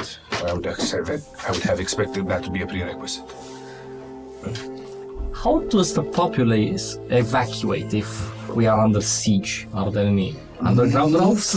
Moved outside the streets we're bombing. You actually know that your trusted advisor, Sir Oswald, is on this. He mobilized some of the troops that were loyal to you, especially the Royal Army, and they started sending pamphlets and sending them to the shelter places where you know they're covered, and arming the men up to 14, lower to 14, and up to I don't know, 60, arming the men and people and other people who can fight. I tell you all that, genders. But as well, I indicate we have shelter locations, but what if the fighting at some point is near a shelter location and bomb needs to be set because we have a big grouping of enemies, then the shelter needs to be re-evacuated. We gotta keep an eye on that throughout. I don't propose bombing civilians. Exactly. But that requires active attention. Because as much as we want to avoid collateral casualties, the orcs in the streets will also mean civilian death. I have a question though. Mm-hmm. How do we defend from something coming from above? So when if they have arisen, if they have their celestial fire bombers, it's mostly mages that can interact with that, archers, and our fresh new fleet of 2. Technically 3. Which is the third. If we could put someone on the humaness. Mm-hmm. But I don't trust anyone but you, so... See, you had 50% more flyers than you expected. I can... humans would actually help a lot into getting to places and coordinating battle, and then when battle is joined, hitting from on high. So Would it be wiser to let one of the districts fall without any civilians in it and use it as a chokehold? The walls are the chokiest choke. If they're inside one of the districts, yes, we can fall back, but it's not more chokeholdy. But yes, that might become necessary. I vote for the Midnight District. That's the most packed one in terms of populace. I knew that. I'm sure they can run. They do not have a gate. That would be essentially trapping them in there. And I don't think they'd be able to siege that. If we have the luxury of corralling the enemy where we want them, we'll see what is the best option. But the enemy will strike where they want. And we're blind about the enemy, by the way. So let's get back in the sky and check all the other directions we haven't checked to find out where they're coming from. And Head to Martis. and as you I do. as you prepare to head to Martis and you start thinking, and there's silence again in the room that's so nice. At this point, the door opens and you see that we're gonna take a break. And as the first party enters the Noma Nook, especially the room with the makeshift tables, there's 11 people in the room. No, 12 actually. No, 11 because Adam is not. And you're barely making space. You manage to sort of take in silence and take a seat around this tables. It's quite crowded, and you have to squeeze in, but you make it work. It's gonna be a bit uncomfortable. And as Grace takes a seat near Pax, says, "Well, welcome to the Council of Chaos, I guess. I guess this is gonna be chaotic, but a lot of people. I don't know I think I know all of you. But you know, I'm Grace Griffin, and I'm here because I want to protect Pax and see how Green Spring doesn't get fucking burned by the orc armies and the Red Kingdom, basically." And you see her. She looks like a half-elf with vitiligo markings in the shape of a butterfly. She's white. She has a white, short, sort of buzz cut, and she's dressed in modest clothes. Hello, I am Hilden, and I'm here by accident. And what you see is a tall, lumbering creature, hunched back, pale white skin. The legs behind his back are actual arms that are twisted and broken to look like legs. His head is a torso that is cleft, revealing blackness and two undulating eyes. His actual torso is also cleft to the groin. He reveals bones, many hands, teeth, muscles, and tongues. And his wings behind his back are basically torn skin that was plucked and stretched out. Hello. Tulrok. Mais obscura. Keep us safe. Smite you to hell. Hello, I am Turok. I come from the mountains, and I'm also here. And he gets his great axe by accident. Behind Turok, there's this also half Goliath woman with red hair that looks a bit pale, like she's lost a lot of blood. She's a bit taller than her, and she says, "I'm Sigrid."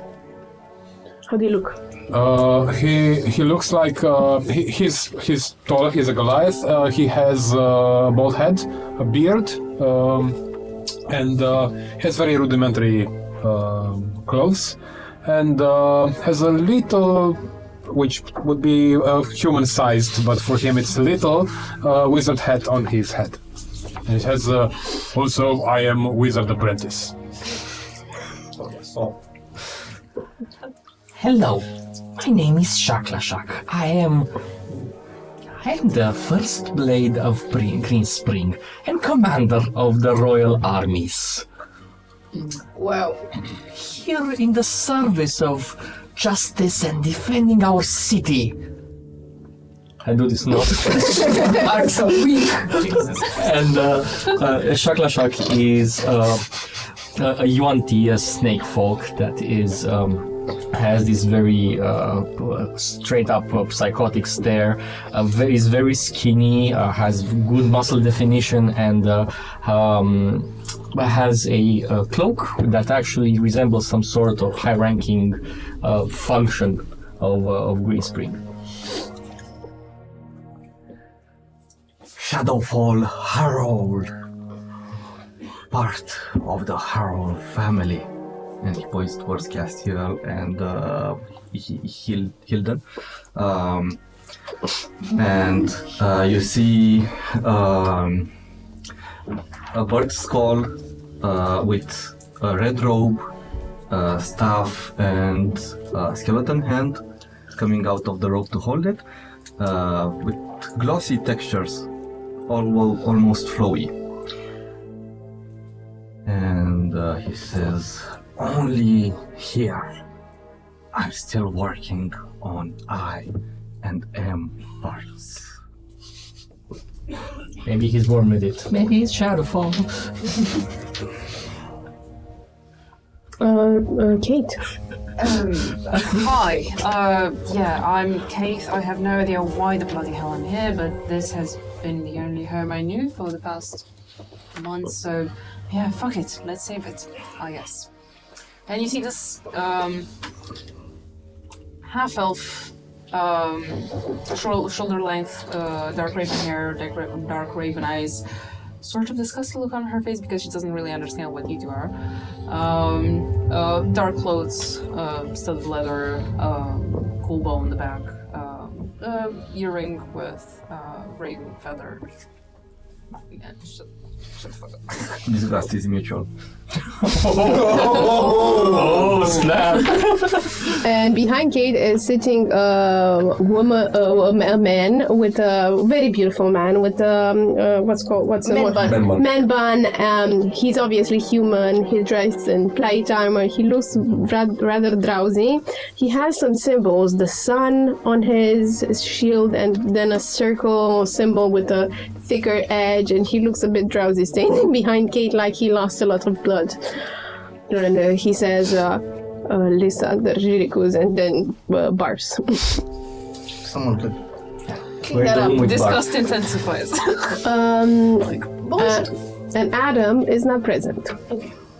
Bonjour, I am Geneviève Lefebvre. You can call me Jen. I'm here to honor my duty towards Pax, king of Green Kingdom, I suppose, or whatever is left of it. And you see this vampire with fangs, pointy ears, long, bloody red crimson hair cascading heavily towards the ground. Very pale, unblemished skin, and in stark contrast, she has burned hands with callus and, markings. And edgy attire. Atop the table, trying to coordinate all of this, King Evander Green in royal armor, half-elven, pretty as hell. Even in his distressed state, still fabulous. Is trying to coordinate all this. He does revert to his public voice, even though he knows all of you well. It just the crowd puts him there. I have questions countless for each of you, and those have to wait, for we face imminent invasion, and we know not even from where it comes.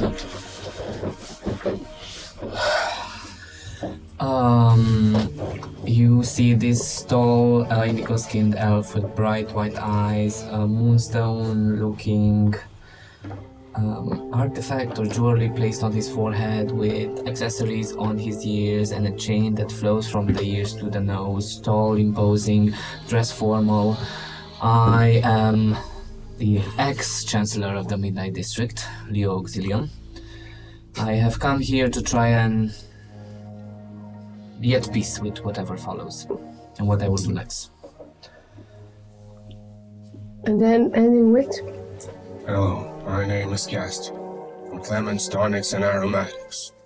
I'm here to have dinner with my family and my best friend, protect them, and dethrone their gods from the fucked up bargain they made with all the mortal races so that they can still sit atop their ivory towers. And saying that is a human, pale and tall, with half of his hair purple and the other half black, full of cuts and bruises, with the cloak, which has eyes moving on it and staring at each and every one of you, and two weird creatures sitting atop his left and right shoulder, one looking like a snake and one looking like a sort of flying monkey. Truly, we are the Royal Council. Yes, held for some reason in a pub. I brush everybody in on the situation that we know that They do not know the situation, the full situation, so you will have to discuss it. Oh yeah. Well, briefing then. We know that the Red Army marches for our city. We know they're not coming directly towards on the shortest route. We've scouted that direction. They're not coming through that direction. They either are surrounding by an alternate route, which we are yet to scout, or using magical means to transit otherwise. We need to scout. We are preparing countermeasures, mobilization of forces, evacuations, explosives, and we have a decimated army from the recent catastrophes that we barely control half of, and hope the other half will mobilize to do some contribution to the upcoming invasion. That's the short of it. And the Midnight District and the chaos inside, what is this? Is this because of the war coming? Oh, no, that's the coup attempt. We'll get into that once the city's safe. Where is the ghost? I look to Tolrock. Still question. Why is the Red Kingdom attacking? Those are very long answers. What about the short version? The Red King is a psychopath. Okay. Devoid of all logic and reason. And he hates, And Tolrock might have...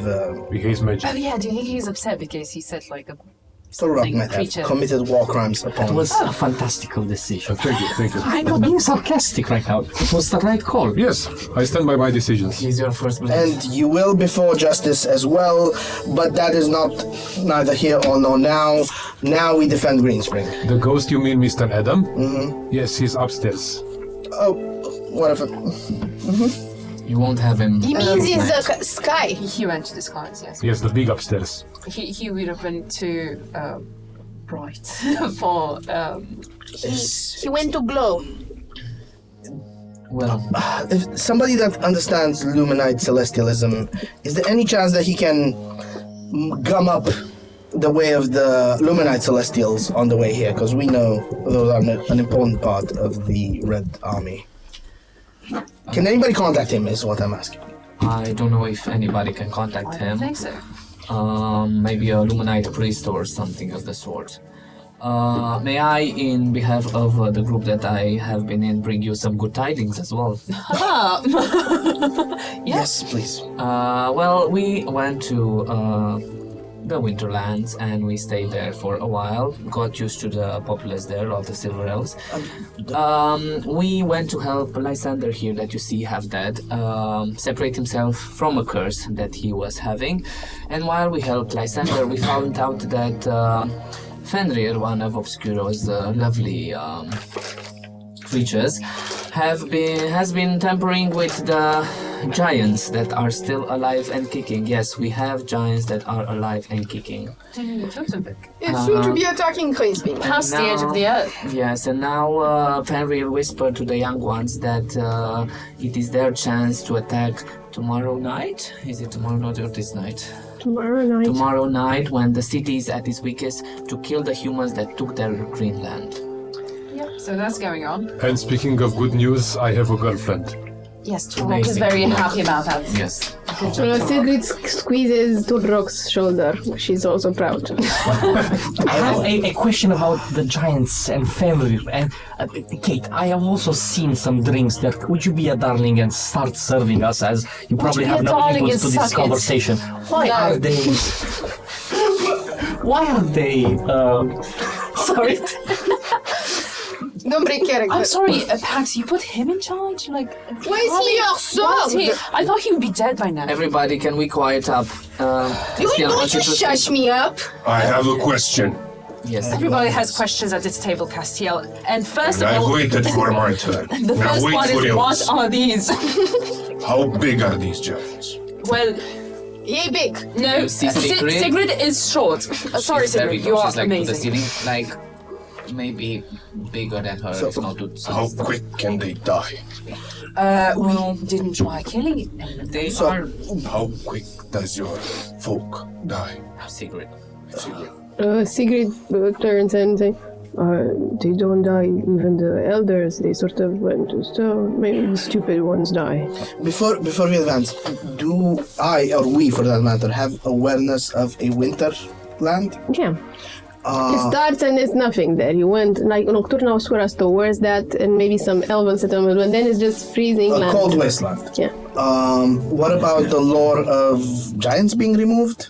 Is that Give me a history. 10 or 11? With a 10 or 11, you know the following thing. Giants do not exist. There's some reminiscence of giants, very scattered, like Turok and other Goliaths, but they do not exist. They were pushed by Obscuro from the edge of the world because they were lesser than elves. This is what you learn in Nocturna Obscura. How big are these giants? And you see Shaq drooling. Covering up. Leo just explained to you earlier. Huge. Do you not have ears? Or do you think with your stomach? Just. So, Mr. Leo, you were saying something about talking to gods and Lumeno and something like that? Talking to. I think Pax said if we could This talk to Adam. is a table for the defense of Greenspring. We all have questions that are essential to us about things people here can tell us. That we will have a whole evening of once Greenspring is safe. The talk at the table is only of the city's defense. When is the attack of the Red coming? Do you know? At a moment of weakness, possibly synchronized over the same astral weakness as the giants seem to be vying. Excellent. How are the giants arriving here? We do know that the Red Kingdom might have their troops flying in, the Ascended ones, the giants.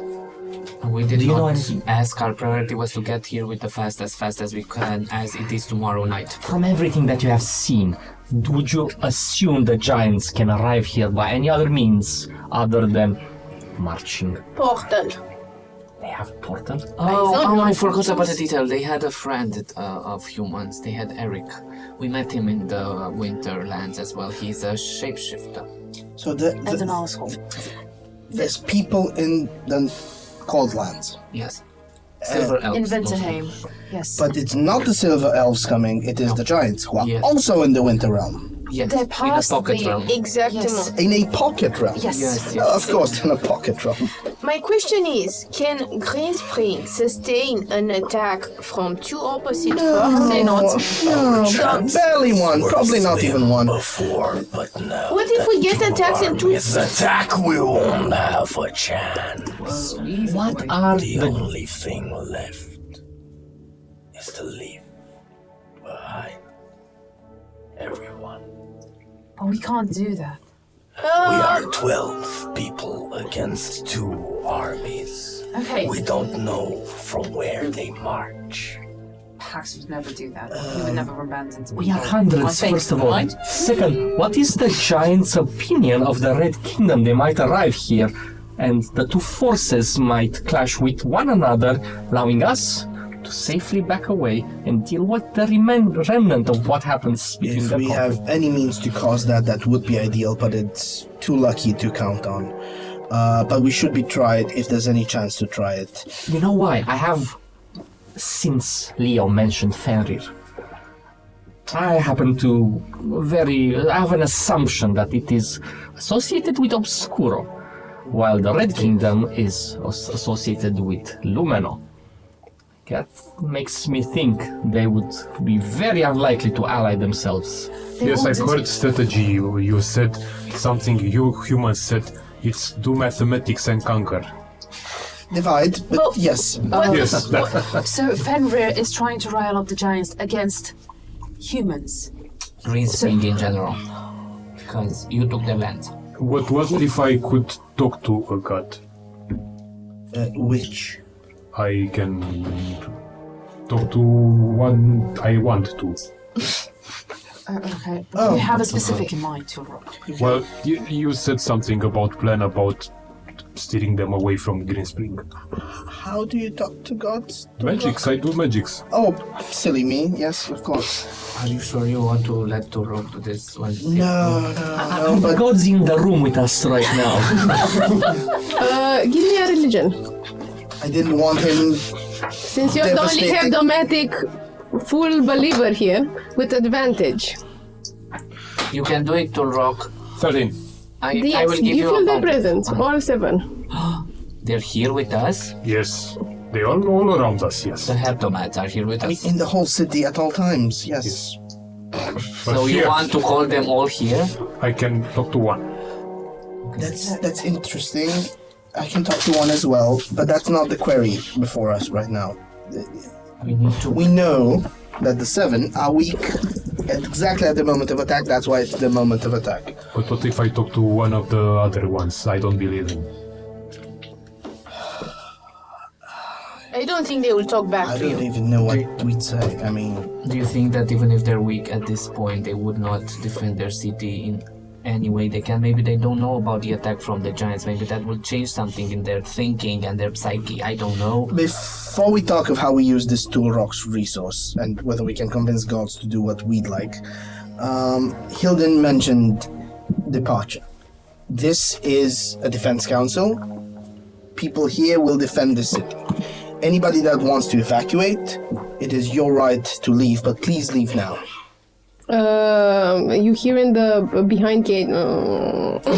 Lysander. Is he leaving? I think he wants to evacuate to the toilet.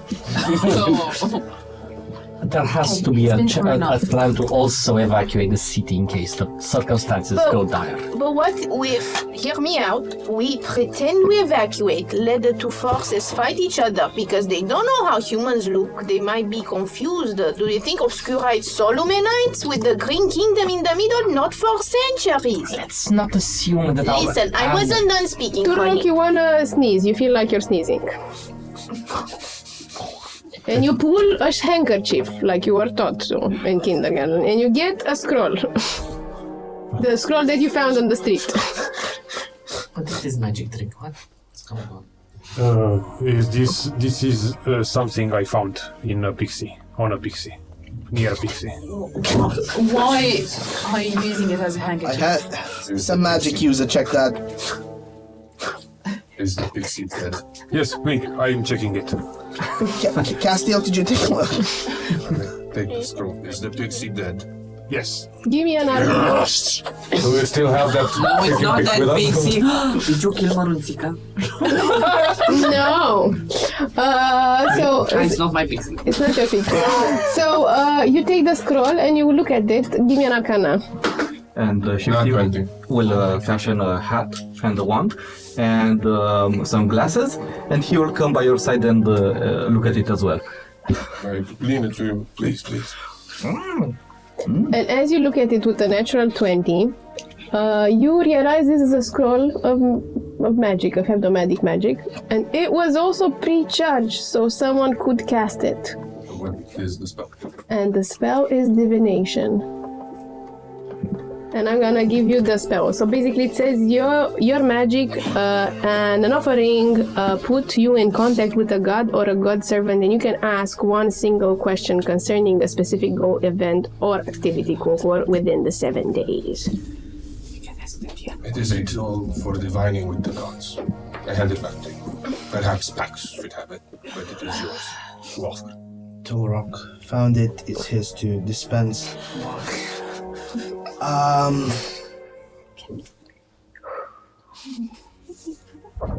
It's okay.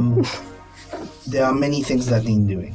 Looking for intelligence, to find out where the enemy comes from.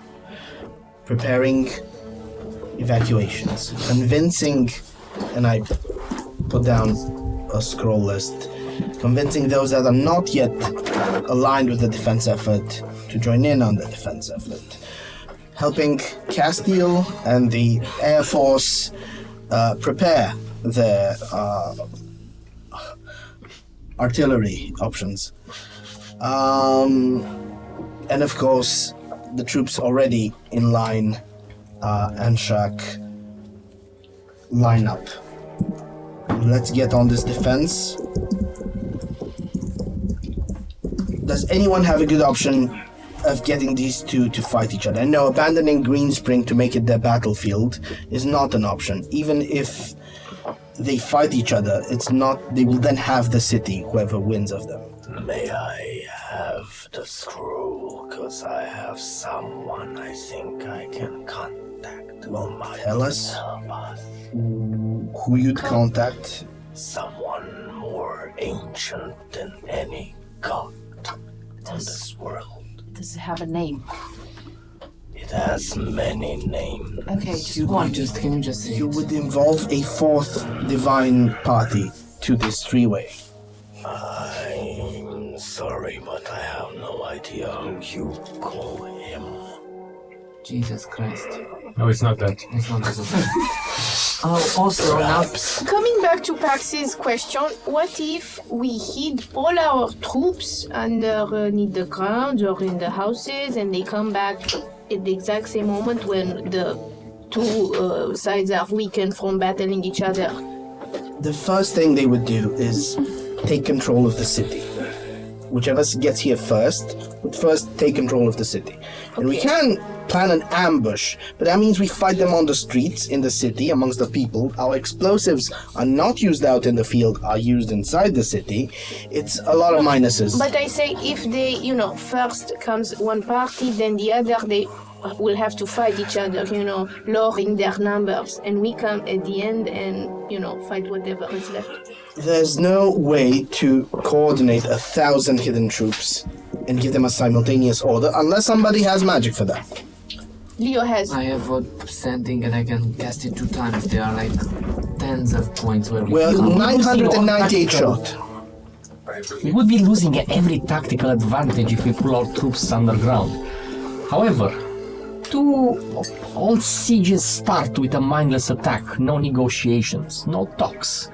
Perhaps if we could have someone masquerading as Pax, maybe an illusion of someone that is slippery enough to get away from whatever chaos ensures, he or she or them would have the opportunity to talk to these two armies and probably incite some sort of rage or reason for them to believe that one of the armies is on Greenspring's side. But then, deceiving them. the moment they exchange 5 words and they say, we were here to invade Greenspring, but now we pissed off at you, the others say, wait, we were also invading Greenspring, the ploy falls. And whatever poses as King Pax says, our armies are battered, our internal conflicts have weakened us. We would surrender ourselves to one of these two sides. But to whom? But maybe we don't let them speak to each other, and we just say the others are coming to help us. Yeah. Yes, We clearly. are wasting time and it's precious. You want your people to survive.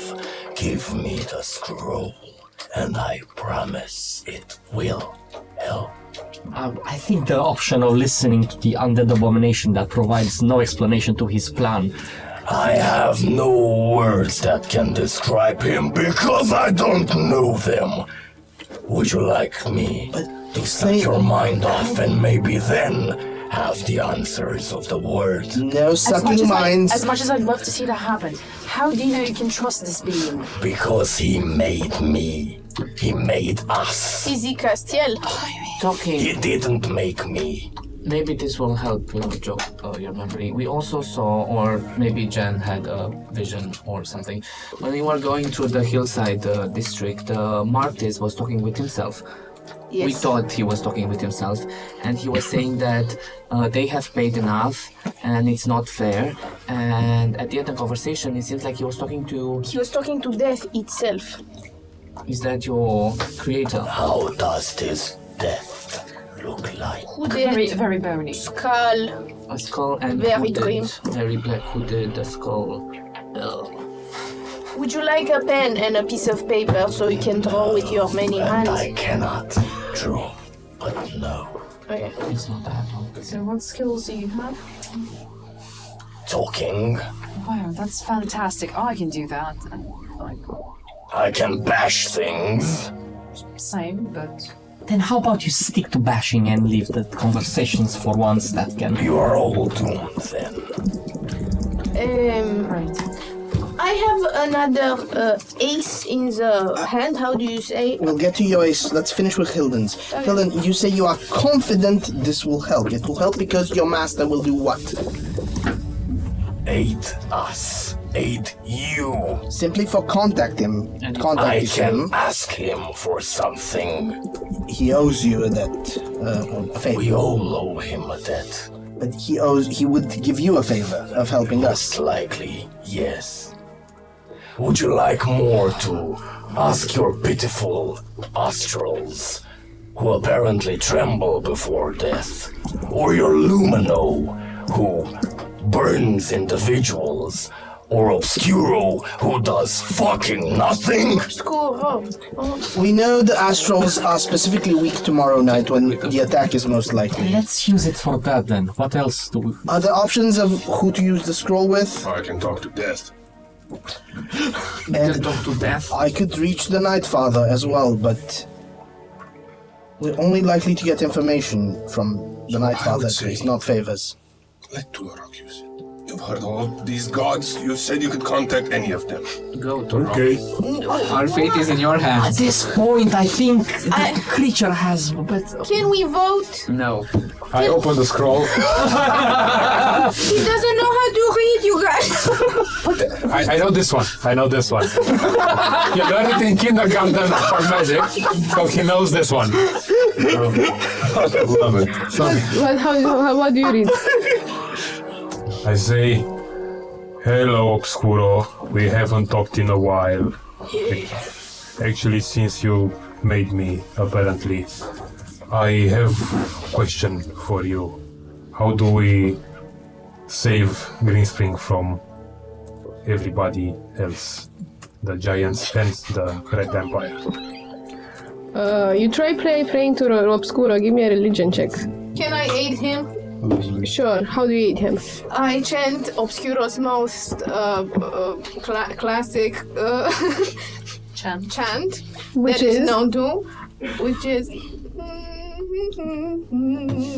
That's the no, midnight it's not. I forgot. Song. Which is basically a low hum. You get a +1. I wasn't done, and I'm making like Obscuro signs with, like silver pen all over Turok. We get a +1. what if you all hum at the same time? We get +10. How much is it? It's a 4. So with the, give me also an Arcana. Love it. Oh no. I'm also great in Arcana, so yeah. The other grades. This is a 16. Okay, so with the 16, thanks to the fact that the scroll is already charged, he starts channeling Obscuro, but Turok gets confused as he watches all the signs. He watches Obscuro, the pen drawing Obscuro, then Adam's emblem of of Lumino, all the signs that you have. Cassio, you have a marking on you with the circle. Also, Lysander has the thick circle. Grace has several hebdomadic symbols. Pax has Leo, and you get all confused, and they all sort of splutter in your mind, and you see just 3 letters: VIM. And and as you're channeling this spell, Obscuro gets erased and is replaced with VIM. And this is what comes in your mind as you're trying to, and you're getting a seizure, and you start shaking, and your eyes roll in your orbits, and you start drooling, and you hear in your mind in an even tone, when the midnight veil weakens, the green city trembles in silence before the storm. The scale tilt, unbalance as the year turns. War will steer between spirit and matter, whom both seek to banish human magic once and for all. Battle must unfold everywhere, and will unfold everywhere in even strength. But 2 fronts will have the fates undecided still. Where the markets meets the chapel that gives life, the flames and light will strike first and hardest. Where the fisher's table sit by the river, shadow will rise and consume all into immortality. Yet, your true enemy sits idle and ready to strike in ways you do not expect. And you're back. I come from the seer and I say, I saw lots of things, lots of very important words.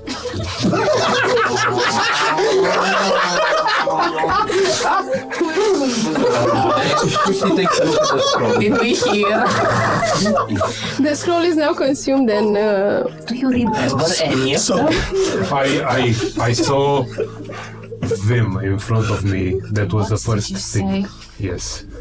And then that we are pretty much fucked because there's... Give me an intelligence that you're trying to master your words with advantage as you get a blessing from a divine power that you reach. It's 17. Okay, with the 17, I will make you this fun riddle. I post the thing on the group. Every other fifth word you don't say. You don't remember. Oh, shit. So it's like... When the midnight veil, the green city trembles, the silence before the storm. The scales tilt unbalanced, the year turns. Worster still, between and matter, both seeking, banish human magic once for all. It just sounds like regular Total Rock. I came from a sea. Battle must unfold everywhere, having even strength. But two fronts have fates undecided still, where the meets the chapel that gives life, and light will strike first, and where the fisher's table sit by the shadow will rise and consume into immortality. Your true enemy sits and ready to strike in you do not expect.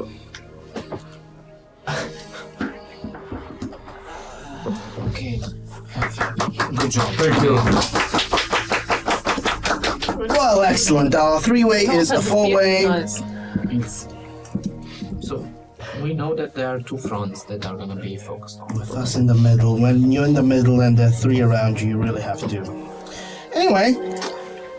Which was the god that give life and mothers? This one, the lungs?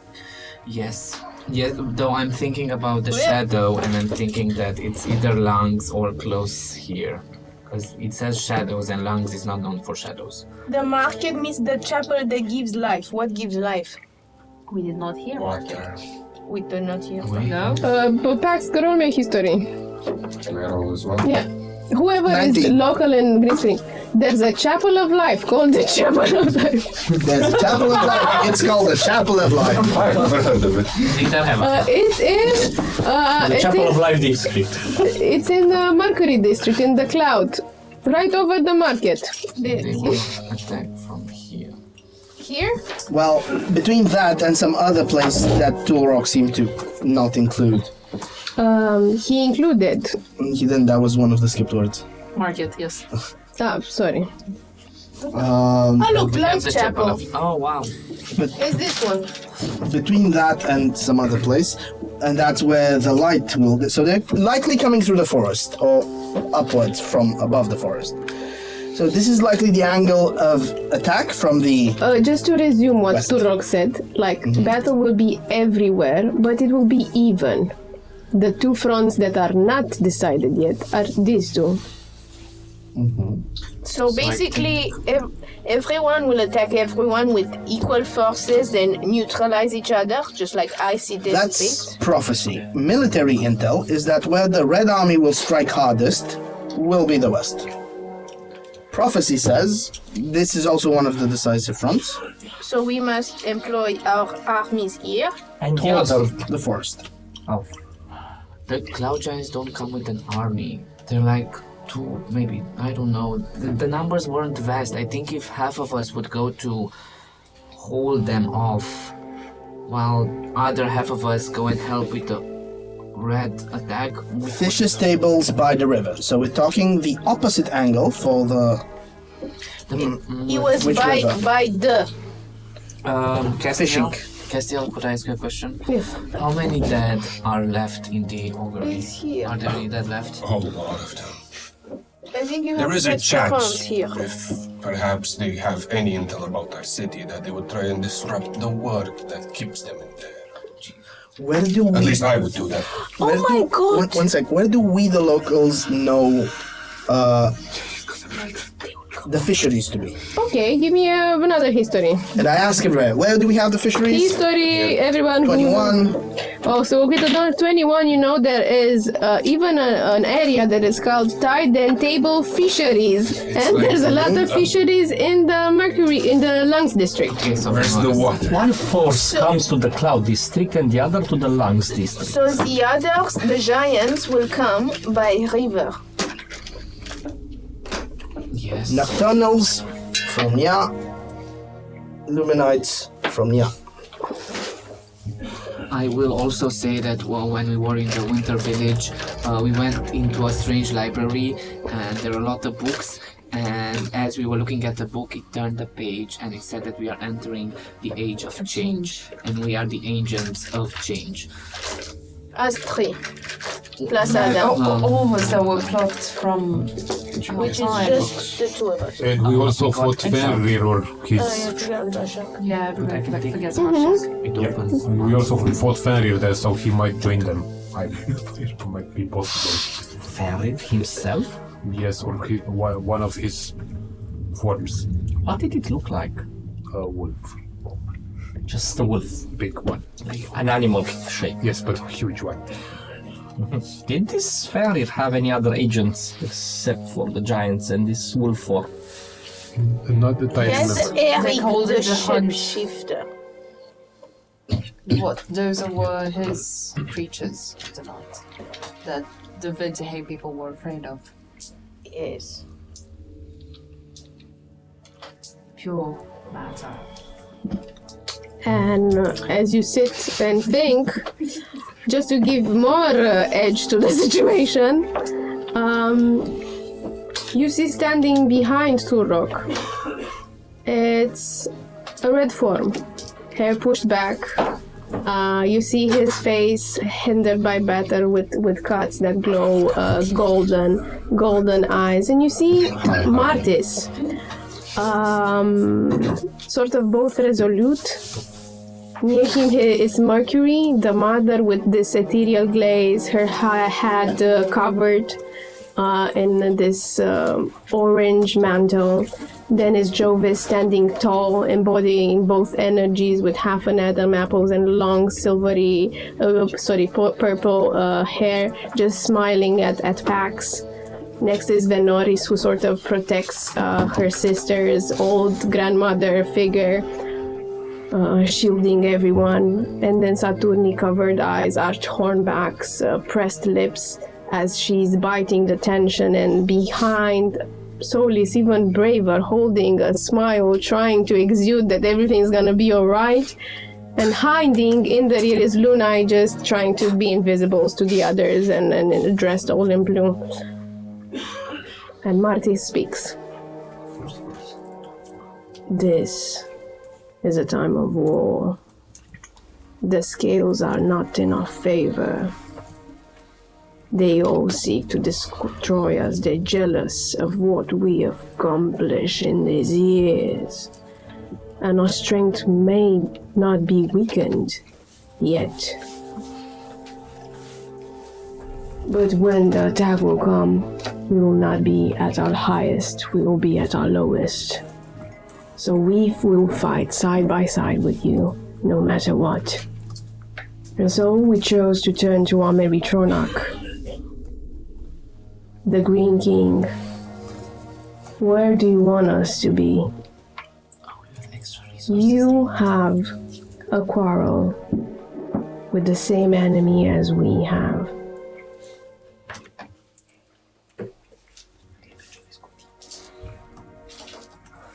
The night that the attack is most likely is when you are weakest. How weak? Half, maybe more of our power is done. All of our celestial tethered bodies will align. Therefore, we need to have part of our energy there in the sky. We're obliged to. We cannot be here fully, but we will be and we will aid you. Just tell us where we're gonna be. We tried seeing in the future. We can't access anything. How often does this happen? What? You being so weak. Oh god, he's gathering information. Yes, I see. Important Not question. not very often. So it happens more than once. We're not talking to you, betrayer. We're talking to our representative. Human representative. I'm the only human in this room. And Lysander. Marthis. He's not a human. Lysander is. Huh? Lysander is a human. Ah, Lysander. But Yeah. they found her. But he's barely there. Barely human. Marthis, the first day, it would not become this city for it to fall to war without you having your stand. With Shaklashak moving your mortal army, I asked that you join the front against the Luminite. The second day, Mercury. The cloud comes under the same siege. While Marthis, Shaq will handle that front and that decisive battle that the fourth player in this divine charade has told us will be a decisive front, VIM, which I'm sure you can tell us more about, but never chose to, will also... VIM is more complicated than you could understand than we could explain. But you won't. But that is not a priority right now. Isn't that convenient? What if it could help us in this battle? So VIM is an essence, is a fourth, is a foundation, and is a fundamental at the same time. Jovis, my darling, if Yes, you darling. please ride with me into the skies. Right. We will move everywhere. We will ride atop humanness and make sure we rally the forces, coordinate the forces, give them tactics and hope and coordination. Oh, I do love flying. That's very true. 1 second though, if the Luminite armies are flying and you are exposing yourself to an aerial assault, you will be alone there. No, the other forces will be there, Jovis will be there, and I'm not going to engage them. I am moving around them at humanness speed. If that proves not safe, I will come to ground. Venoris, Nocturnal's march on the lungs. It is your district to defend. Saturni, the fifth day. If the death of the Sabbat can be brought to our enemies, then if it can be shifted from the river to them, shift it to the Nocturnals.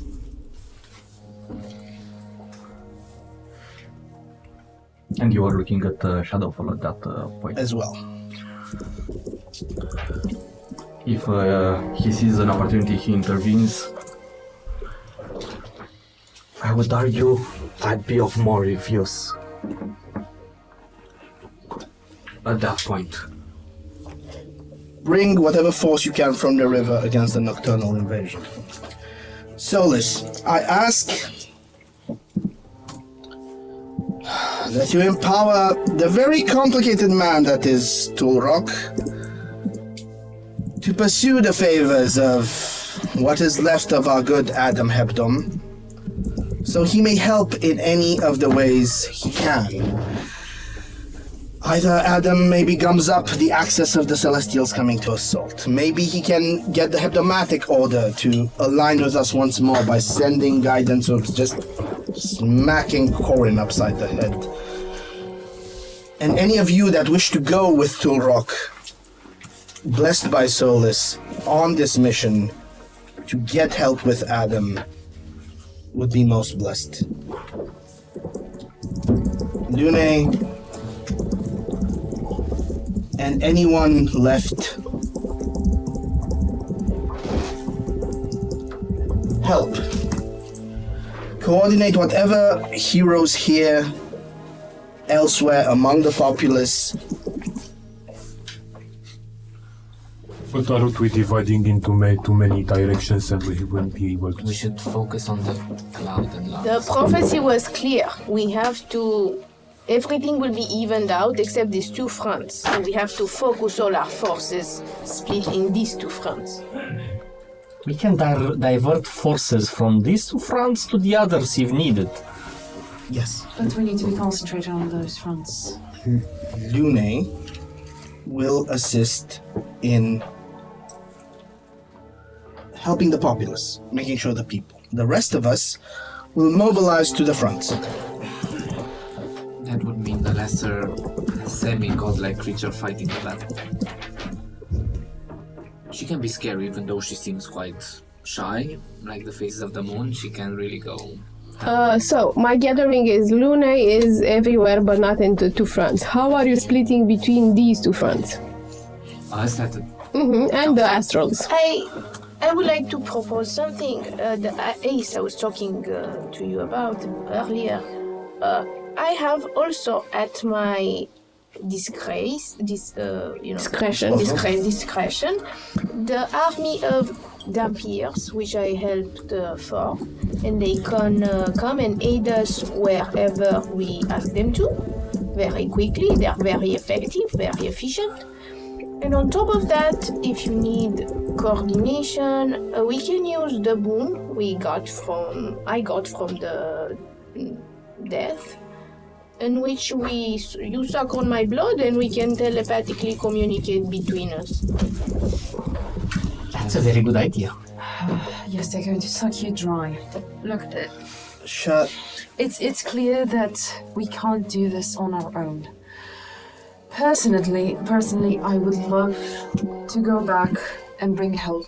We have friends in Winterheim. We have Seraphine and her new vampire I was talking clan. about that. Yes, but we can ask her telepathically to come. No, I would like to go there personally. It's also for Winterheim. It's tomorrow. I know it's tomorrow, and we have Luna's help with the pool. Because you also know that whenever you try to communicate with Pax, with Leo back to Green Spring, It didn't work. It didn't work. Yeah, There was something about the when feet. we left Seraphine, We need to go. I won't go alone, if that's what you're worried. I can take Lysander with me if he'll have me. We can have anyone serve our drinks. She's not needed here. You can shut the fuck up because this isn't being productive, okay? I'm actually going for help. Your options are simple. There are simply three options. You may join the front against the Red Army with Marthis and Mercury. You may join the Nocturnal Front with Venoris and Saturni. Anyone else that is not joining these fronts may take the blessings of Solus to go to try and get help in other ways, while I and Jervis coordinate to whichever front we're needed most and coordinating among the city, and Lune ensures the security of the populace. Should we go around the table and see who's who? I will be wherever Castiel is. On that note, forgive me. Is this the first time that you can't see into the future when your power grows weak? Martis turns his head. So you were saying you were dividing. I will take it as a yes. Why is everybody so strict, darling? So come on, let's divide. Red Army front, Giant front. I will go Giant front because they're my people and I want to learn more about them. Smash them. Yes, and smash them.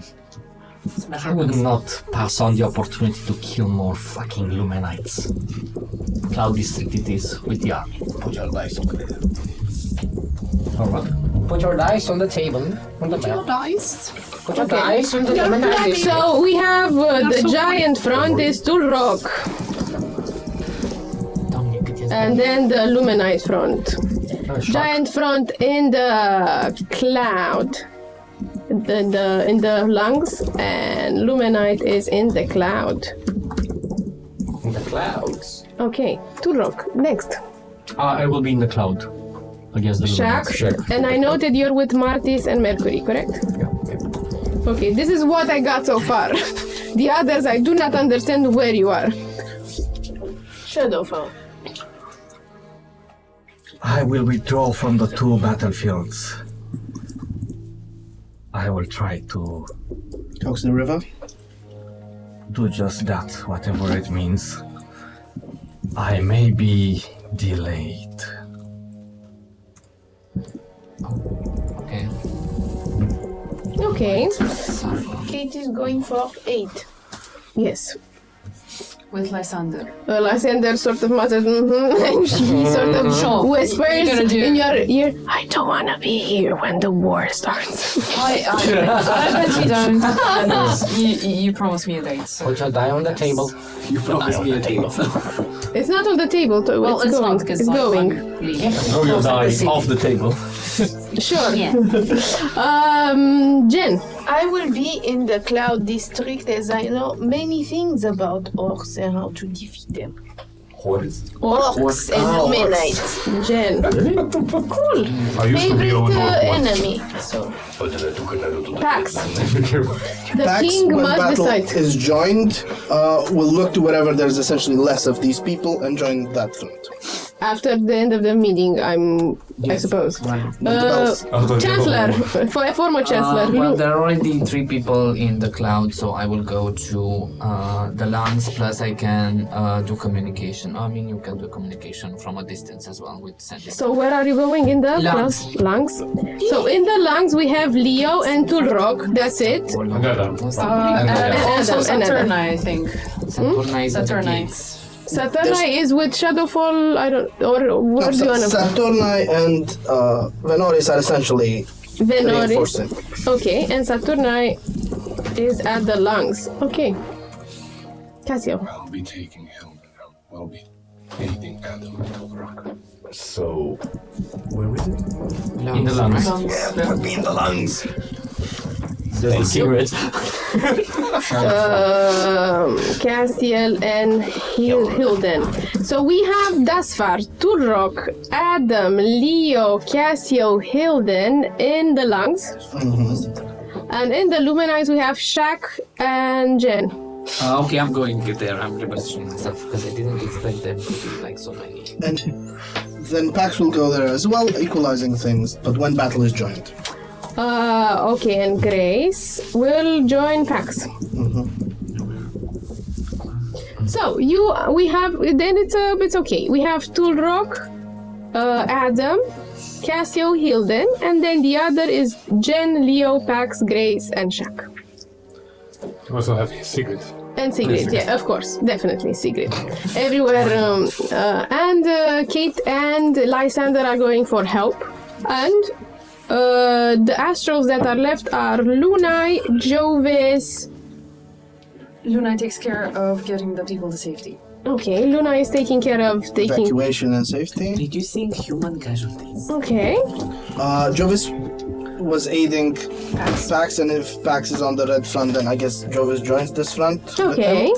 Red front is the Lumenite. Okay. So that makes for Martis, Mercury, and Jovis. Okay, and on the other one is Venori Saturni, and I feel I'm missing Solis. What do you do? Solis was helping the people going questing for other forms of help. So you can So place them. basically, Brooks, Keith, and Lysander. Do you want to go with Solis, or do you keep Solis in the city? Let's keep Solus in the city. They get to decide if they want this blessing with them or if they can handle without. I think we can handle without. We're good with blessings. That's That's right, Lysander. Can reinforce all the freaky magic In the lungs, right? in the lungs. And Lunai in the back says, "Are you sure you just wanna? I mean, sorry, but I could no, but I. She's quite strong. Do you? But I also wanna fight." Shut up, Lunai, nobody likes you. I will end your life. I will not take psychic landscape right now. Well, we do like. Luna, if it is your wish to engage, then we shall engage. I could come in between, like both of the fronts. Please, and keep people safe. And if you could keep an eye And on kick us, ass, and kick ass, of course. you know. Okay. I'll try. Cool. So we have a strategy. Any last thoughts from Last anybody words? at the Council of Chaos before we start preparing? Get intelligence, prepare the magics. Watch the sky. I'd like to propose one, let's say, Hail Mary. Usually armies win by morale, or are defeated more rather by it. If I could requisition a bit of the mages that we have, I would place some glyphs around the city. Illusions. To be activated should the battle ever go not in our favor. It would make various monstrosities seem like they're on the field aiding us, which will be further enforced by the fact that they would have seen several such entities. So, should we lose, we can trigger that. It may just work. Okay, and between all of the mages that have resources for this day to help with that, you will cover like 25% of the city. If you want to enforce that, we will roll a percentile die and see if you are in the 25% covered by the city. Cool. So if no one else has anything to add, says Grace, we could just go the fuck up and sort of deal with our preparation, I guess, until tomorrow midnight. And she looks at the clock. It's right midnight after this whole discussion. 24 hours. Yes. Who took my fucking spot? Everyone in sequence. Go, prepare. Oh boy, here I go gathering corpses again. And we're gonna come back here after a short, Dicesylvania pop-up screen with some of the aftermath after this. Don't go anywhere. God, how many are? Thank you for this chaotic table. Yay! Awesome chaos. Chaos, Ray. That was a dick. After the Council of Chaos, that will go down in history for the most efficient, maybe, council, the most chaotic, where no one knew which god to pray to. We are following Shadowfall Wonders through Greenspring. Where are you going, Shadowfall? Wandering the streets. I'm not sure even I know where I'm going. Do you know which district you're in? If you ask me, I wouldn't know how to answer that to you. I'm gonna say you're in the Jovician district, the purple one, and you're going towards Lover's Park. And as you're wandering and passing Lover's Park into the shops and the markets that are sort of deserted in this gloom and pressure, possess the streets. No one is shopping, no one is laughing. You see a soldier now and then just barking directions. And you walk and lost in thought. In an alleyway, you see, wearing a black robe and a sight, a traditional skeletal figure. Eye socket, deep, hollow, but glowing faintly of an overworldly light. It's a familiar face. It's familiar and yet not. You've seen it and yet not. Before you, Shadowfall stands death. And its voice is cold. And you hear it in your head. Slow and deliberate, with a tone. Give me an insight.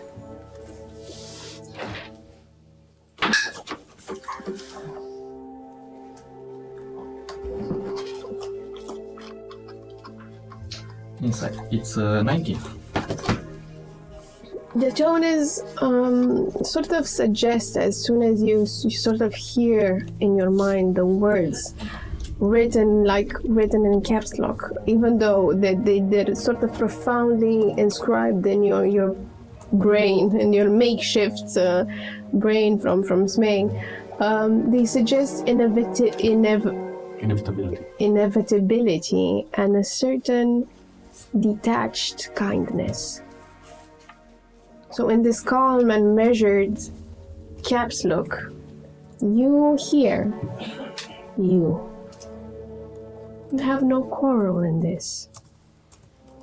You are here a rarity, given the chance to explore. You're a creature few could foreseen, and you should not have lived.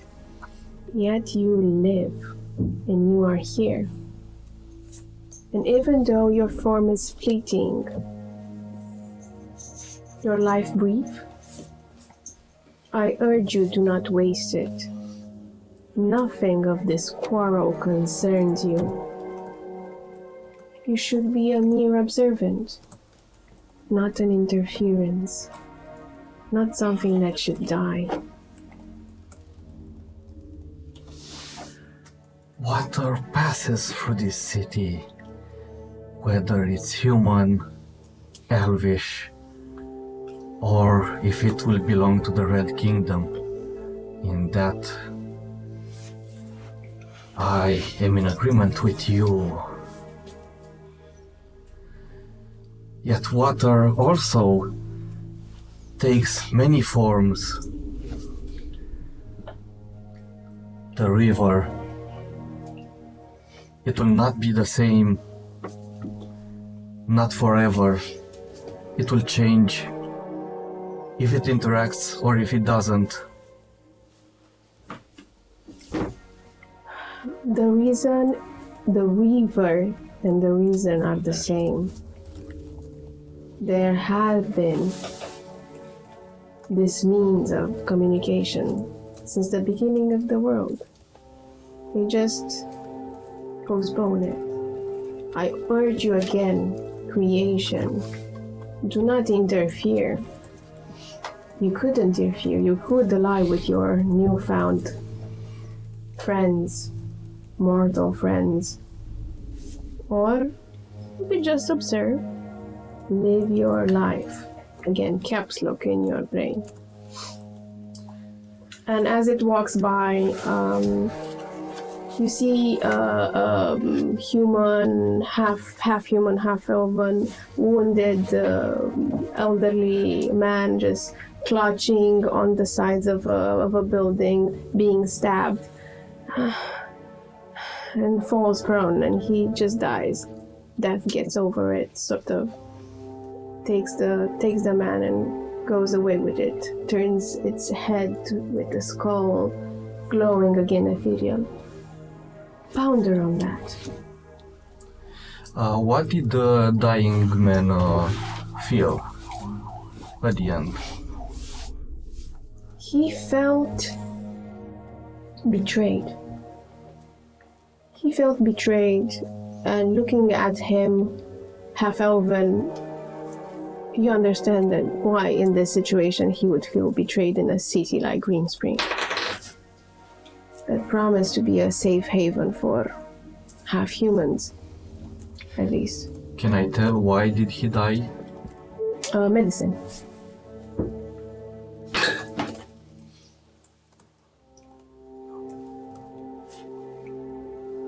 Eight. He must have bled out.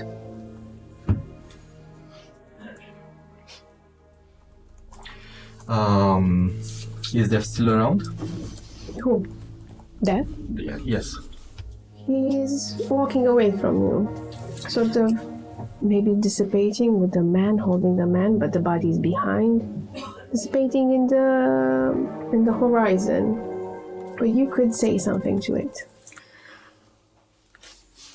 He's a dying man.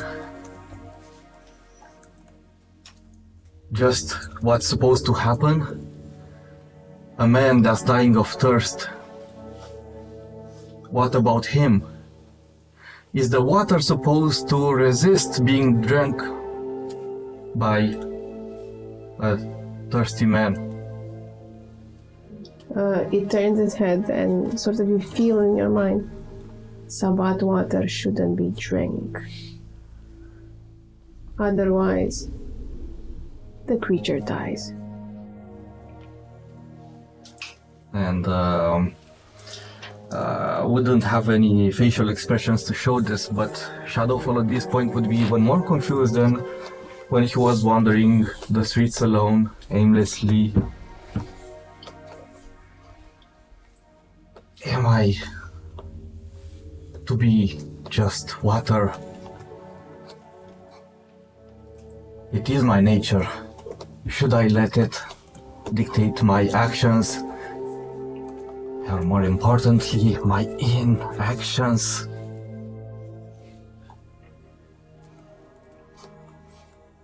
That's a good question to ponder on. You still did not decide. You told your friends you would be over in the Oguri district, tending to the water, but you don't know yet what you're gonna do. In a way, I am. Just not what they expected. In a way. And we're gonna see, I think, this next episode. However, as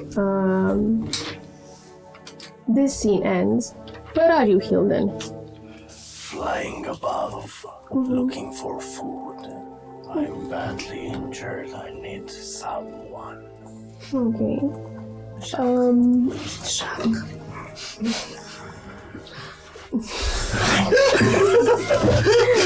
As you're flying above and you're searching for, you're hungry, you're searching for, but you're not hungry. The whole city is desperate.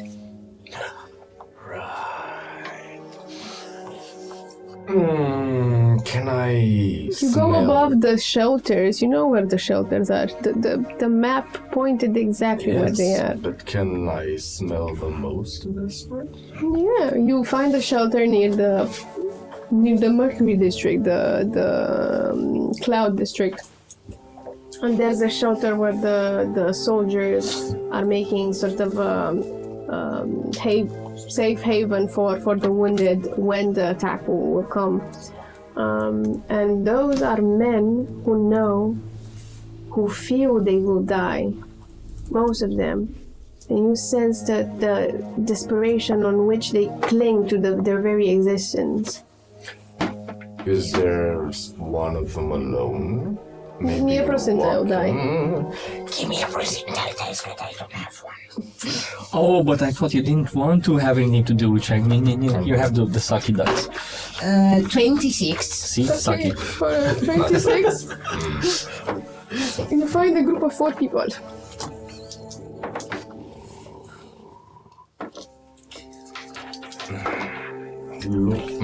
From what I know of the people,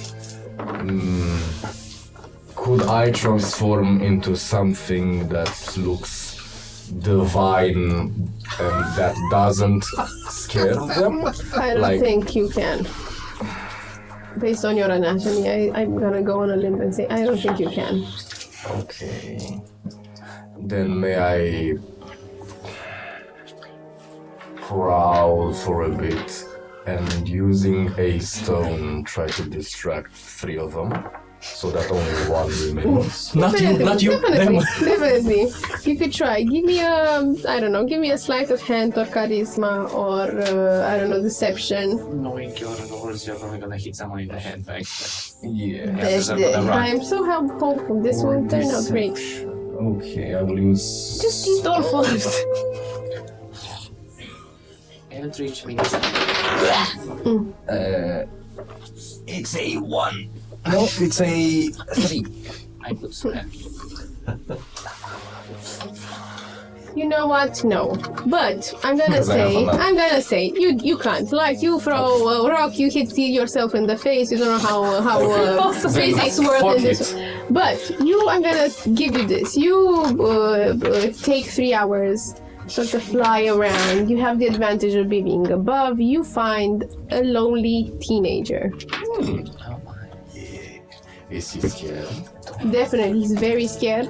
Trying like to do graffiti, and he's a human teenager, and sort of say, Pax is a cunt elf. True, but naughty. And I will descend, grab him, and jump and swoop out. Okay, you swoop up. And I will try to hold him in such a way that he's He starts screaming. Okay. Then I'll climb the highest rooftop, look at him, and my hands from the head will hold his head and say, "No, do not waste your screams on that." And feed as much as I will dry him of any emotion. Okay, you dry him of all the emotions. He sort of becomes catatonic as he starts screaming, "Ah!" And then after a couple of minutes dies off. And then you eat him. The brain. Then you I eat want his... to know more of this world. And then you eat its brain. King Kong meets a mind flayer. And discard the body anyway. I don't care. Cool. Give me a stealth to see if anybody's seen you. Two districts attack a flying abomination. Natural 24, 23. No one's seen you. Like you learn from the past mistakes. You know exactly what the blind spots are. Like there's a discarded person. But as you turn around on a rooftop, you see a skeletal figure just sitting there. I will. And saying in your head, caps lock again. I was waiting a while. He died very slowly. That's how the rabble should die, my liege. And he'll let his head down. I see you're curious. Same sort of slow, deliberate voice. Good. Good. You'll do good.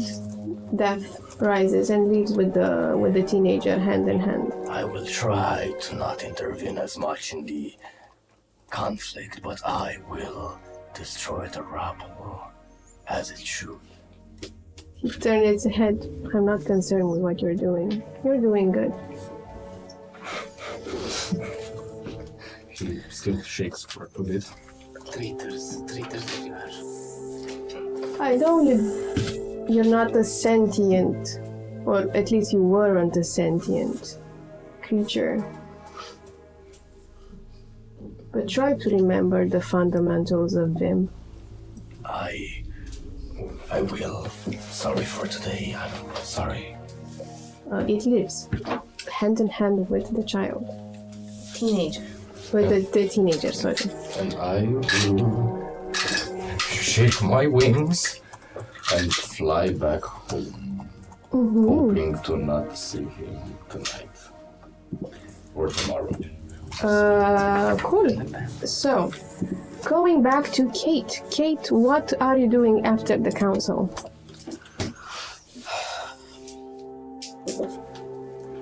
Kate wants to catch up with Lunai, maybe, to just signal her to stick around. You grasp her shoulder, very gentle, I assume, and she sort of jumps. Oh yes, Kate. Okay, sorry, I didn't mean to startle no, you. it's fine. I'm powerful. You are, but these are dire times. Okay. We need to reach Winterheim. Okay. And we need to do it today. You know that Winterheim is not my domain. I know. But I did some work. You've seen the basin I put in, including in Jodvik. The giant realm. I've seen, but we don't need to reach Jotunvik. We need to reach Winterheim. It will be the same place Seraphine took us, right? Yeah. Okay. That's a long way. We need to take gear. Oh, will you watch over us? I could, but then I wouldn't watch over Green Tree. I mean, sure, I wouldn't want to draw your attention over the mass population that you Okay, need to I can do this. You can do this. And you get a blessing. I am moon, I am water, I'm actually the moon. Yes, but the moon controls tides and whatnot.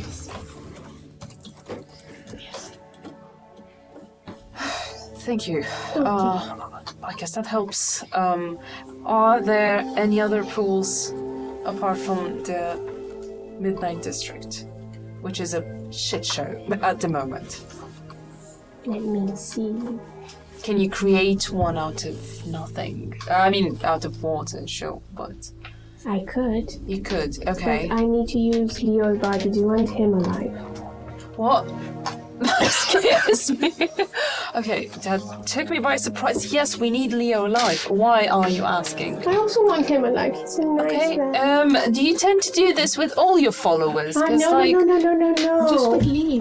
Just with the ones that dedicated to me. You have to make a sacrifice to make a pool of the moon. Oh, okay. New lore. And do you need to sacrifice like your entire body so you don't have to go through the pool of water because you won't have any body? I could cut a hand and make a tiny pool. Okay, I think I'll walk. Good choice. Thank you very much. This is going to be shit. Okay. There's also one in the Norris district. It's in a noble's house. You could break in and. But I don't think that's cool. Break in, kill the people inside. Don't sacrifice them to me, so I make pools of water. No weakness is left behind. No, this is. We're in the purple district. Yes. Right. Yes.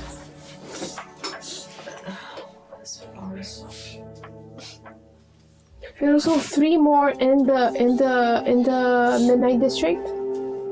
But wants to go there. Well, who wants to go there? Yeah, exactly. Which one's the Bernoris district? The one that's adjacent to the purple. So Lung. Mhm.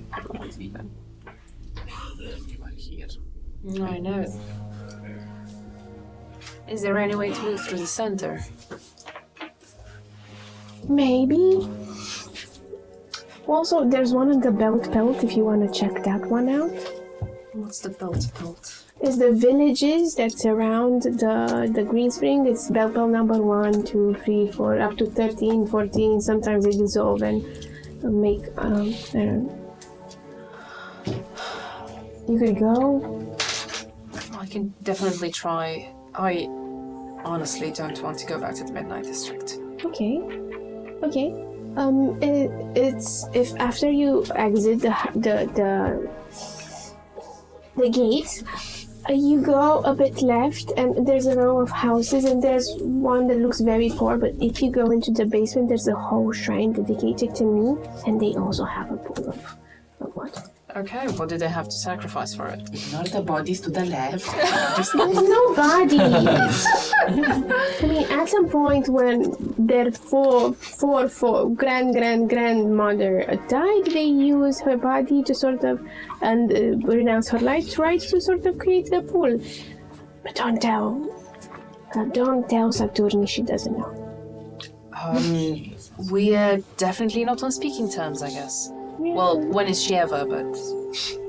That's funny. Yeah, thank you. I've known for my wit. What can I say? I like you. So... I like me too. The best person to like is yourself. Oh, just saying that. Okay, we need to go all the way... She starts hiding. Can you take also Lysander? She doesn't look that good. Oh no, I'm taking him with me. He's not to be trusted alone, honestly. He must have been. She's not very sure what happened to him. Say something nice, dear. That's close enough. Okay, so I'll most likely be searching for some gear against cold, because we need warm, heavy stuff, and also something else than a glove for You go inside the Nomad Nook and you rampage through there, and you find a lot of contraband clothing. And you fashion yourself something that could hold against the cold. Okay. And we go towards the edge of the city? Mm-hmm. And into the Belpel village. And unfortunately, the people who lived in that home are maybe they abandoned the place because they were scared they were gonna get attacked. You just have to give me, just to speed this a little bit, you just have to give me you have thieves tools. Yes. Sleight of hand, adding proficiency from the thieves tools. Right, so sleight of hand. So sleight of hand, yeah. Mm-hmm.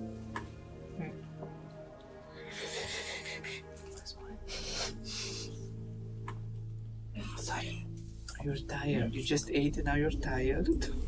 That's how eating works. If you don't manage your insulin properly. Exactly. How did I need insulin? It's a 17. Distracted from other people. So you open successfully the doors. It takes a bit more time to get into the basement. But into the basement, you see this silvery walls with obscurite but also hebdomatic lunae elements. And there's a basin of pool right there in the middle of the basement. Okay. But no water inside. But no water inside. Okay, I just I don't kill myself. Can you see blood? No, I most likely have a flask of water. And you learned. Good. Yay! And I pour it in. I take my son by the hand and start trying to channel Lunaim. Oh, so he holds your hand and says, "Oh, I think parts of me are awakening." That's great. Can you keep it until we reach Vinterheim at least? I think the cabin is still ours. That's true. What cabin? Oh, right, you're the right. prospect of him leaving war, it's making him more active. Okay, so we concentrate on Even Lunaim. inside. No. Jesus. Is that a spade in your pocket or you have to No, it's a 10. You don't know what happened, but as soon as you left the city and you're inside this new means of transportation, he looks a bit more lively than he was at the council. Huh. Performance. That's for after. Oh, so he was faking it. Yeah. Oh, I'm stupid. He's a coward. Yeah. Go. Yo, go. What you're doing, Kate? Okay. So I'm trying to think clearly of Vinterheim and pretty much the place where we reached last time. What was the place? It was near a tunnel, an underground tunnel, at the edge of there were trees. History. Okay. Let me change the dice for this. Remembrance. Remembrance. Wait. Oh no. No, it's a 2. Tunnel it is. You think of a tunnel. Oh no. You see the tunnel, you say Vinterheim, and you jump. Back. And guess what happens for the second time during the day? Yes. So, in the moment you're in the water, the shimmering surface of the pool seems off and the world is fractured. You are supposed to arrive at your destination, Vinterheim, near the tunnel, but there is something wrong that is not such a destination. The space around you ripples, shifts between forests and mountain peaks and pounders of snow and a village, and then nothingness. Your body feels weightless and trapped in this glitchy substance between existence and non-existence. Constitution saving throw. I think you guys are dying. I think you're dying. Oh well. At least kill her so we see her. Yes, it's fine. It's an 18. Okay, with an 18, With an 18, you do not take damage, and as you sort of fade into consciousness, you see different places. You see an elongated snow cave with a wolf shadow. You see a dust-filled lit forest story with shifting lights and wind blowing. A dimly lit red room with moon phases. An endless snowy expanse that now is under the night sky. A silvery dome glowing faintly with lunar markings. What do you do? Do I recognize? I try to focus and see if I recognize any of the images. You see an endless snowy expanse. Yeah, that has to be it. Yeah. And I try to just pull my center and go towards the expanse. The bedroom. Hey. 15. Okay. So with the 15, you manage to pull him. You sort of huddle him and throw him in front. And we roll in the snow. Probably once you we get emerge. You're no longer in the basement. Snow falls gently around you. The air is bitterly cold, and you stand in a vast frozen landscape with towering mountains and frosted blanket ice. The sky is dark. Almost full moon because I think descending moon, I don't know how it's called, like crescent or whatever, because yesterday was a full moon, and there's silence reigning over this snow-covered world. You start moving. It's freezing, but you have now preparations. You're now dressed for the cold, so you do not need to roll in constitutions. And you go through the vast and unforgiving place and give me a survival because you don't know where Winterheim is. Oh man. Why is everything wisdom? 8. Okay. We go in the opposite direction. You go in the opposite direction. You don't know. Actually, you don't know where you're going. I'm gonna roll a percentile die. You give me a D100.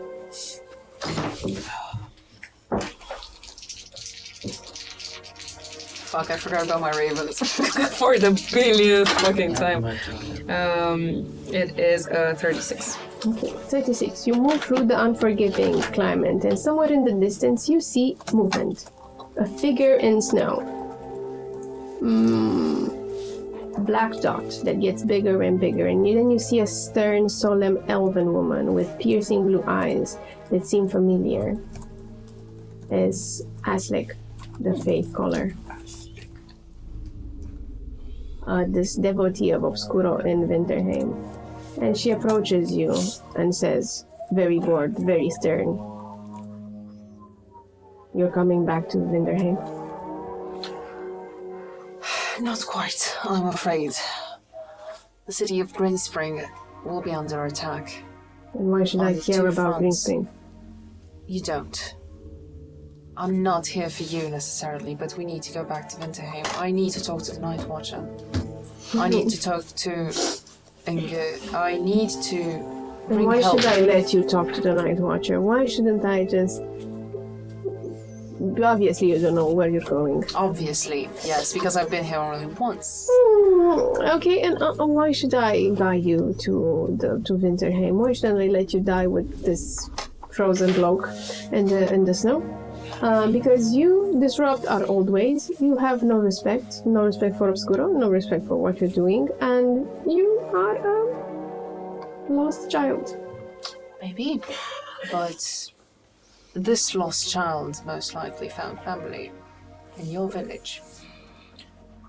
Thing Then why I should never I thought care? possible. I'm not saying you should. You're not helping me. Oh, but You're helping everybody else. Oh, but you need my help. I do. I'm not going to deny it. You'll be helping people in your own village. How? Dying? Sending them to die in your war? I'm not asking anybody to do what they don't want to do. I am merely here to plead my case and to talk. I'm not forcing anybody to do anything. Me being the fate caller, and this is fate intervening, of course. Of course, otherwise you wouldn't have been You here. have to give me a compelling argument. Why should I let you into Winterheim, or guide you towards Winterheim? I can't if you've made up your mind already. I haven't. You need to convince me. Why should I guide you towards Winterheim? I am your only hope, and she points towards the vast nothingness. I know. Convince me, and you should have my liege. I have nothing to offer. Just my truth. And just my conviction that we are put here to be of help to others as well. Selflessly. And that's what I'm trying to do. For once, at least. Give me a persuasion. You know what? We're gonna leave it here, and we're gonna come back with the persuasion check from this scene when Kate is in the next episode. Cool. Going back to the others, Jen and Leo, what are you doing after the council? I want to go to the Midnight District. Why? And check on my old tavern that I used to work, Le Croque Gourmand, where my very dead granddad, my very dead granddad owned, and was also my employee, and now I want to see what the heck happened to it. Okay. And if I inherit it. 3 hours later, you return to... Are you going alone or with Leo? Are you coming with me? I wanted to actually finish business with my parents, but I can come and join you and then we can reconvene back. Okay. Okay, so you go. So the two of you start going 3 hours later towards the Midnight District in your... How are you feeling about this? I'm a bit anxious. And I'm also excited. Maybe now the restaurant is mine. How are you feeling, Leo, about going back to the Midnight District? Leo is doing it mostly because he wants to make sure that Jen comes back safely. He dreads going back to the Midnight District because the state that it is in wounds him deeply and shames him for taking the liberty of going to Winterheim and staying there. And it's a lot of conflicting emotions and realizations because he has every right to do it, yet he feels bad that he does it. And as they are walking in the Midnight District, I would imagine there are many moments where Jack has to drag him in a sort of road to go in the right direction because he's so caught in his head that he's not moving around. You do that. You get tucked in different directions, but compared to 3 hours earlier, the fires have extinguished.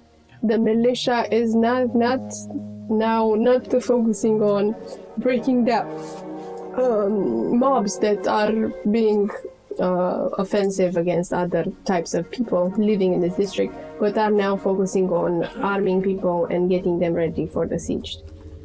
Still, the atmosphere is not lively. It's a bit dire. People are hiding in their homes, whoever didn't left the city and whoever is still alive. You both walk through the once well-kept cobblestone, and sort of nostalgia turns his head as you guys approach the Coq Gourmand. The once celebrated establishment now is showing signs of tear and wear. The windows are barred, the building charm facade is destroyed. And so is the Church of Enduring. This once small and humble Church of Enduring, once a grand place, is reduced to nothingness. When you enter this tavern, sense of old wood and spices in the air. What do you guys do? I snoop around for a will. I don't know what Jen is imagining that she will do. Nothing. Help me snoop around! Okay, then I will start helping Jen to snoop around the area. And then at a certain point, as they are up in closer to a room, and Jen turns around because she doesn't find the document there, Leo stops her in the doorway and says, Jen, we might not get to leave tomorrow, and it would hurt me to know that I haven't shared a loving moment with you so far. Oh my god. And he goes to grab her face and goes to kiss her. Jen kisses Leo back passionately. And Okay, what happened? And normally, And then it fades to black. It fades to black. it fades to I black. don't know, I'm asking you guys, you tell me. Well, normally Jen is quite steady, but now she's trembling, and you can hear audibly her pulse, going, beating, her heart beating very fast, her pulse going rapidly, and she pushes Leo towards her grandfather's bedroom and closes the door. And then it fades to black. And then it fades to black.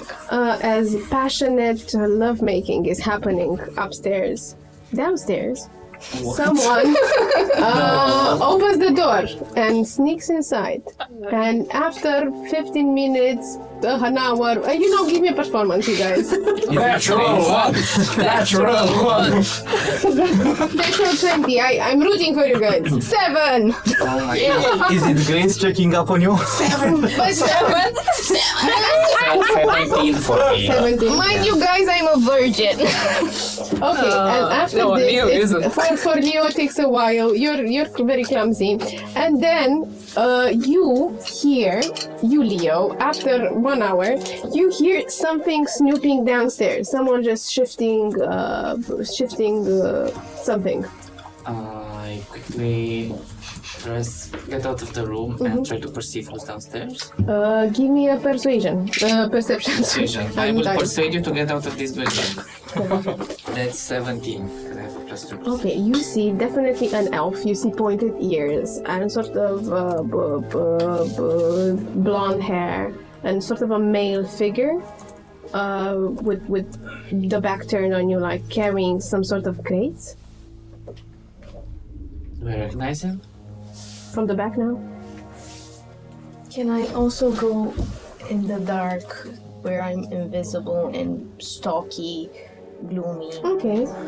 Try to Perception. find a- With advantage. With advantage. He would say, looking down, do you require any aid? 17. He turns his head as you also see Cam 17. You see a baby-faced, in the sense that it's around moon elf with white skin and round, peach-like, looking down, and you see Ugo, and despite his sort of round, youthful appearance, he has wrinkles. They showed his new age, and he holds a big vial of elixir de la lune and turns towards you, Leo, and says, "Oh, I couldn't think I let you two alone, Mom. Mary, where is Jean?" I'm right here. Where? And he looks into nothingness. I press the light bulb above my head. Mon Dieu, you scared me. Are you stealing from this fine establishment? I'm bringing you shit. And he sort of pushes a crate with half a dozen blood donations from Nocturna Obscura. Oh.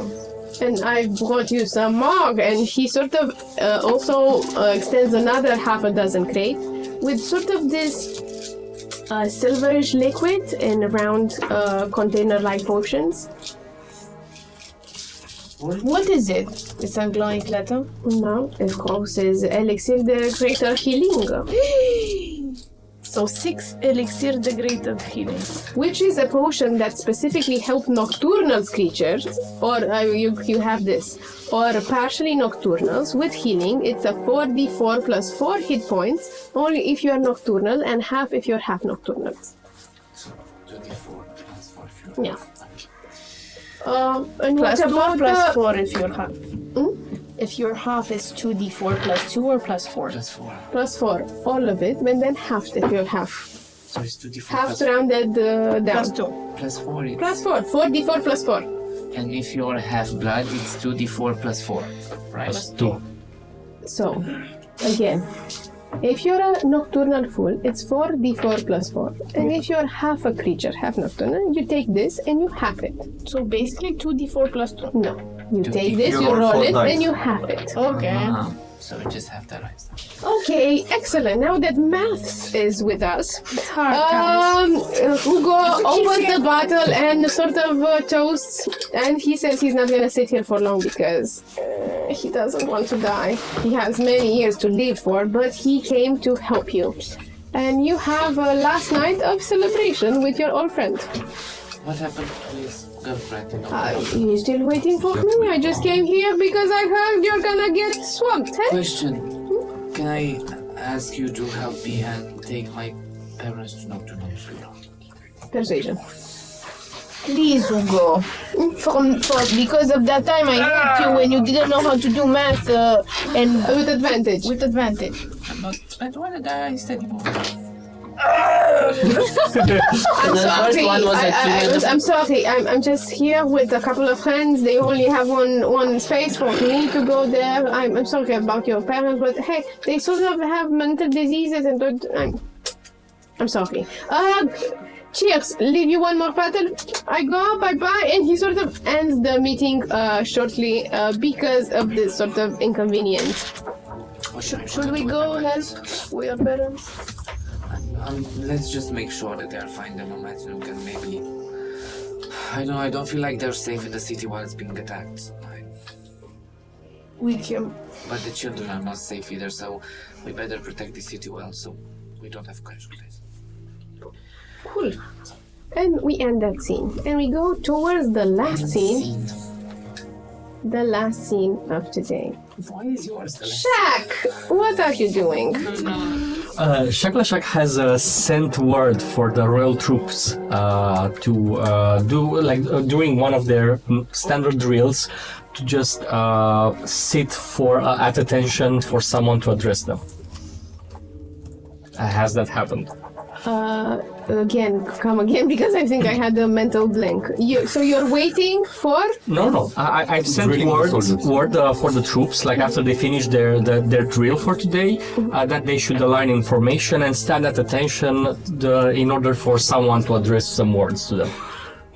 In that case, that someone is me specifically. Okay, I'm gonna ask you to give me a persuasion with advantage. Because of the situation in Greenfield. Right now, no one knows who to report to. No problem. I got a new role and I want to brag about it. Everybody stand in a circle so you can hear me talk. Persuasion. It's a 19. Okay, definitely. They are waiting. The 200 Martis troops are waiting near the barracks in Hillside. Excellent. Shark will adopt a very stern posture and march to his place, to a place that would be a bit central, so that he can address the troops and have this very elegant and unusual posture for him as he marches. And as he does so, he looks at every individual soldier. I want to garner what kind of general feeling do they have that they indeed have been ordered by a very obviously nocturnal creature. I'm guessing that most of them are humans, right? Inside, yes. Okay. Where's my dice? Here.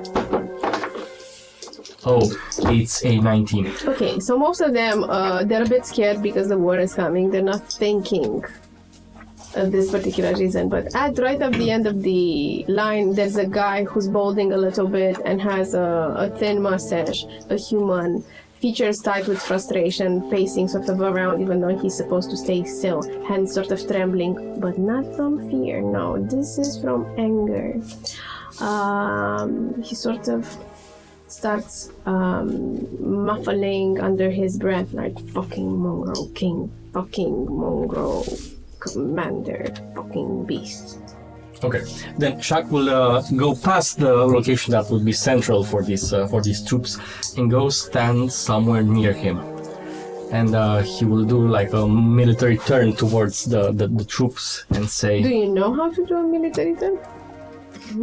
You can give me a performance to do a military turn. You saw someone do it once. I would definitely not have seen it, but I would maybe have read about it. Yes. I do not have formal military training at all. Excellent performance.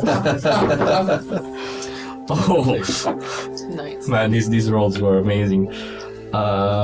It's 21. So you do exactly, you know what, like even in books, like military terms are so vividly described and you are so confident you're doing it right, so you take that passage that you read from the book and transform it into reality. Such a stern commander and such a turn no one has ever seen. Drifting. He was drifting. My first day on the job. Wow. I look towards the troops and I say, Royal Guard, with this very loud voice, like almost screaming, but you know, just to try to cover up as much as possible. I guess there's a bit of silence, but still it's 200 troops. Mm-hmm. Royal Guards of the city of Green Spring. In this morning, I have been tasked here to tell you a speech that will prepare you for the coming battle, instill heroism and courage inside of you. Yet I stand here as someone who has not been trained in these speeches, someone who does not believe in the fakeness of this type of information that is to be spread.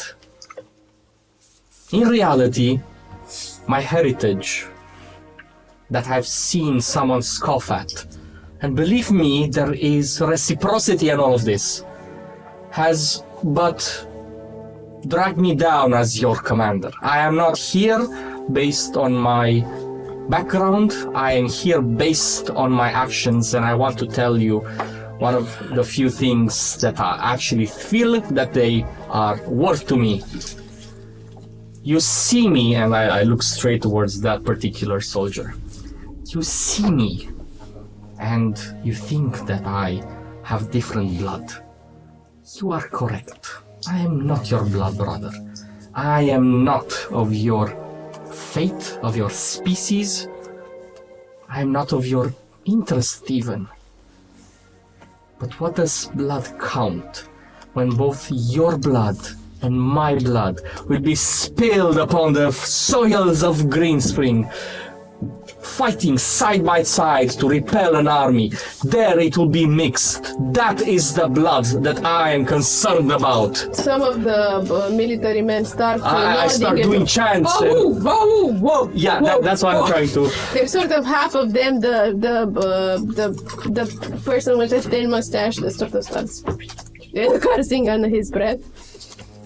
Well, no, that's about it. Like, Shaq does continue about on this rhetoric, but he does keep it very short, and he does try to incite the crowd onto a collective cheer, something that he would, think it's a typical. With advantage. Interracial moral. Oh, it's a 22. I also have a natural everybody, like, apart from this, it's at the point or earlier or later, this like, awoo. Okay, and Shaq leaves this whole scene doing the same salute, and as soon as he passes from view of this, also he does command the soldiers to stand down and to go for leisurely activities. As soon as this happens, Shaq walks around and goes past the nearest corner and then immediately drops his military march. And he looks around for any type of nocturnal citizen. Okay, give me a percentile die to tell you what type of nocturnal citizen, or if you encounter a nocturnal citizen. 85. Okay, so with an 85, you see elf. A night elf, not Leo. A what? A night elf. A night elf. It's a night elf. Okay. Looks like Leo. That's a moon elf. It's a night elf, right? These were the two races. Am I having an aneurysm? No. Moon elf, night elf. Yeah. Okay, it looks like Leo. It resembles. I was the one having it. I wasn't aware of the actual naming, and I thought you were in the wrong franchise. No. Silver elves, moon elves, night elves. Okay, so there's excellent. a night elf. I'm looking for commoners, someone that would be. Yeah, he's stealing from the barracks. He's stealing from the barracks. And I'm guessing there's lots of empty places nearby that are either deserted or that I can see. Definitely. There's like empty barracks, there's a ditch, there's other places. I go to him and I put a hand on his shoulder, also grasping a bit. Greetings. I turn him around to look at me. What is your name? Asik. Asik. Extend a hand and grasp his own hand and shake it.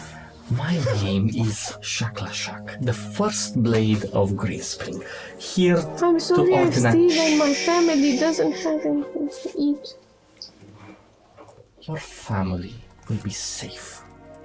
This city will be safe and I will make sure of it. Oh, thank you. But... Can you let me down now? No. But... Am I going to jail? You are not going to be punished by this. I understand the stress of the upcoming battle is so hard to take and you need every resources that can be given. However, I feel you're about to deliver me some bad news. I need your help. Okay. I need your help. Anything. I'm good with... I'm... Yes, shh. The two of us are going to have to perform a spell together. And after that spell, you're free to go to your home. And I will personally speak your name to the barracks quartermaster so that you might collect whatever supplies you and your family need. That's cool. I don't know how to do spells though. Leave it to me, please. This way. Oh. Okay, give me a deception. Or persuasion, or persuasion. I'm not assuming. Deception is fine. Depending.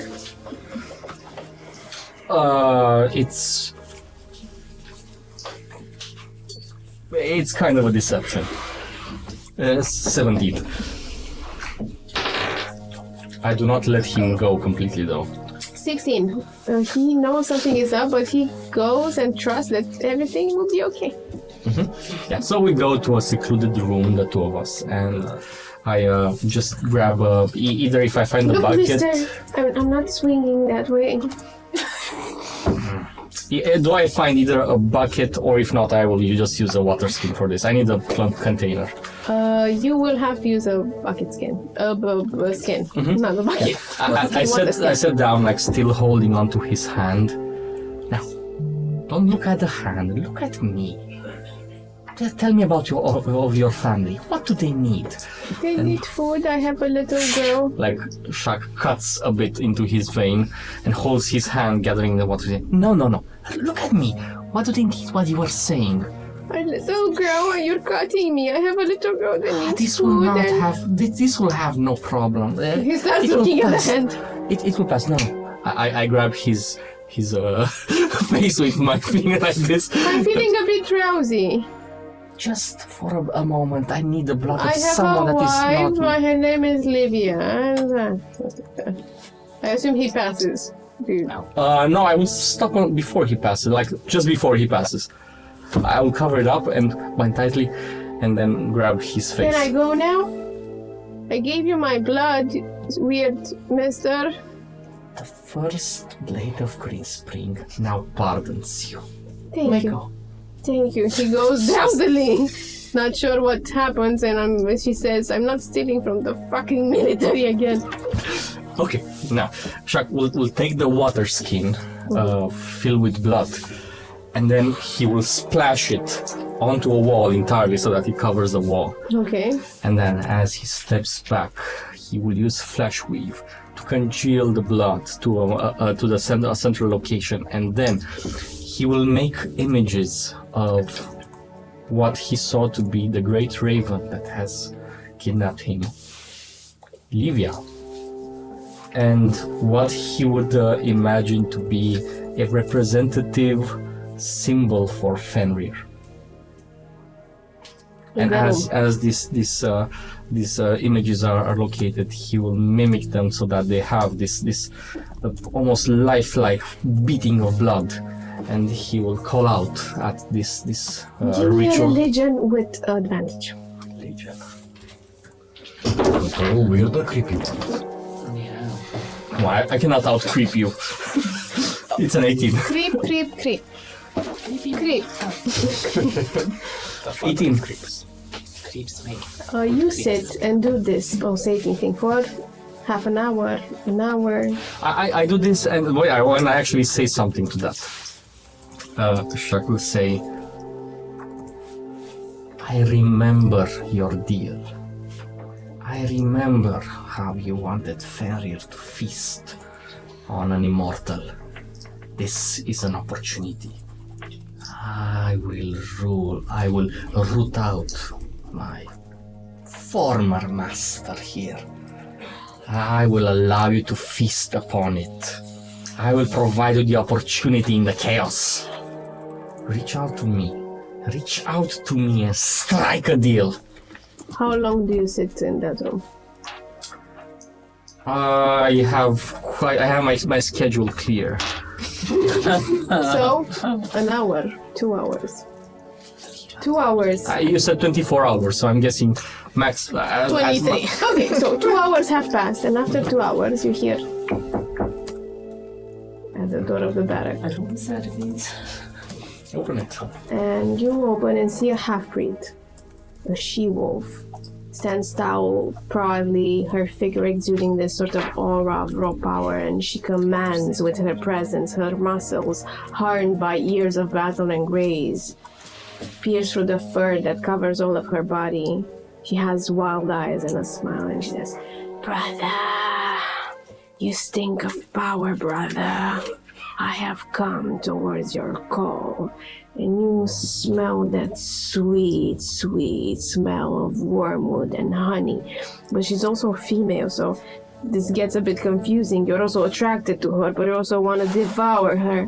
And then, behind her, you see an immense raven stretching its feathers, leaving shadows, and casting inside the barrack. You see the legend. And we're gonna end the episode here. Thank you guys for this 4-part episode that made 4 hours, I think, in total. I'm gonna find the music right now. So, thank you so much if you made it this far. You are amazing. If you keep watching VIM, you are amazing. Thank you, Fantasy Forge, for supplying us with minis, fantasyforge.rom. Check them out. We're also gonna have a break next week, but not a breaky break. We're gonna paint minis with a surprise guest that as we prepare for the battle, because next month is gonna be a battle episode. It's gonna be very, very fun. If you like this episode, please like, subscribe, and probably we're gonna have a Patreon soon. Just check it out. As always, if you have questions, we didn't do After Dice in a while now, but we are waiting for questions, because when we're gonna do it, we're gonna answer them. Check the comments and complete the document with your questions. Share this with your friends. It will do us a lot if you like, subscribe, and share it with your friends, because we are counting on your support. Find out what happened next in the war, in the gruesomeness, in the creepiness of them all. Traitors. Oh my god. No traitors. Siege. Watch VIM every Sundays, 5 PM UTC. Good day. Good night, and don't let the vampires bite. Blah, we were never friends.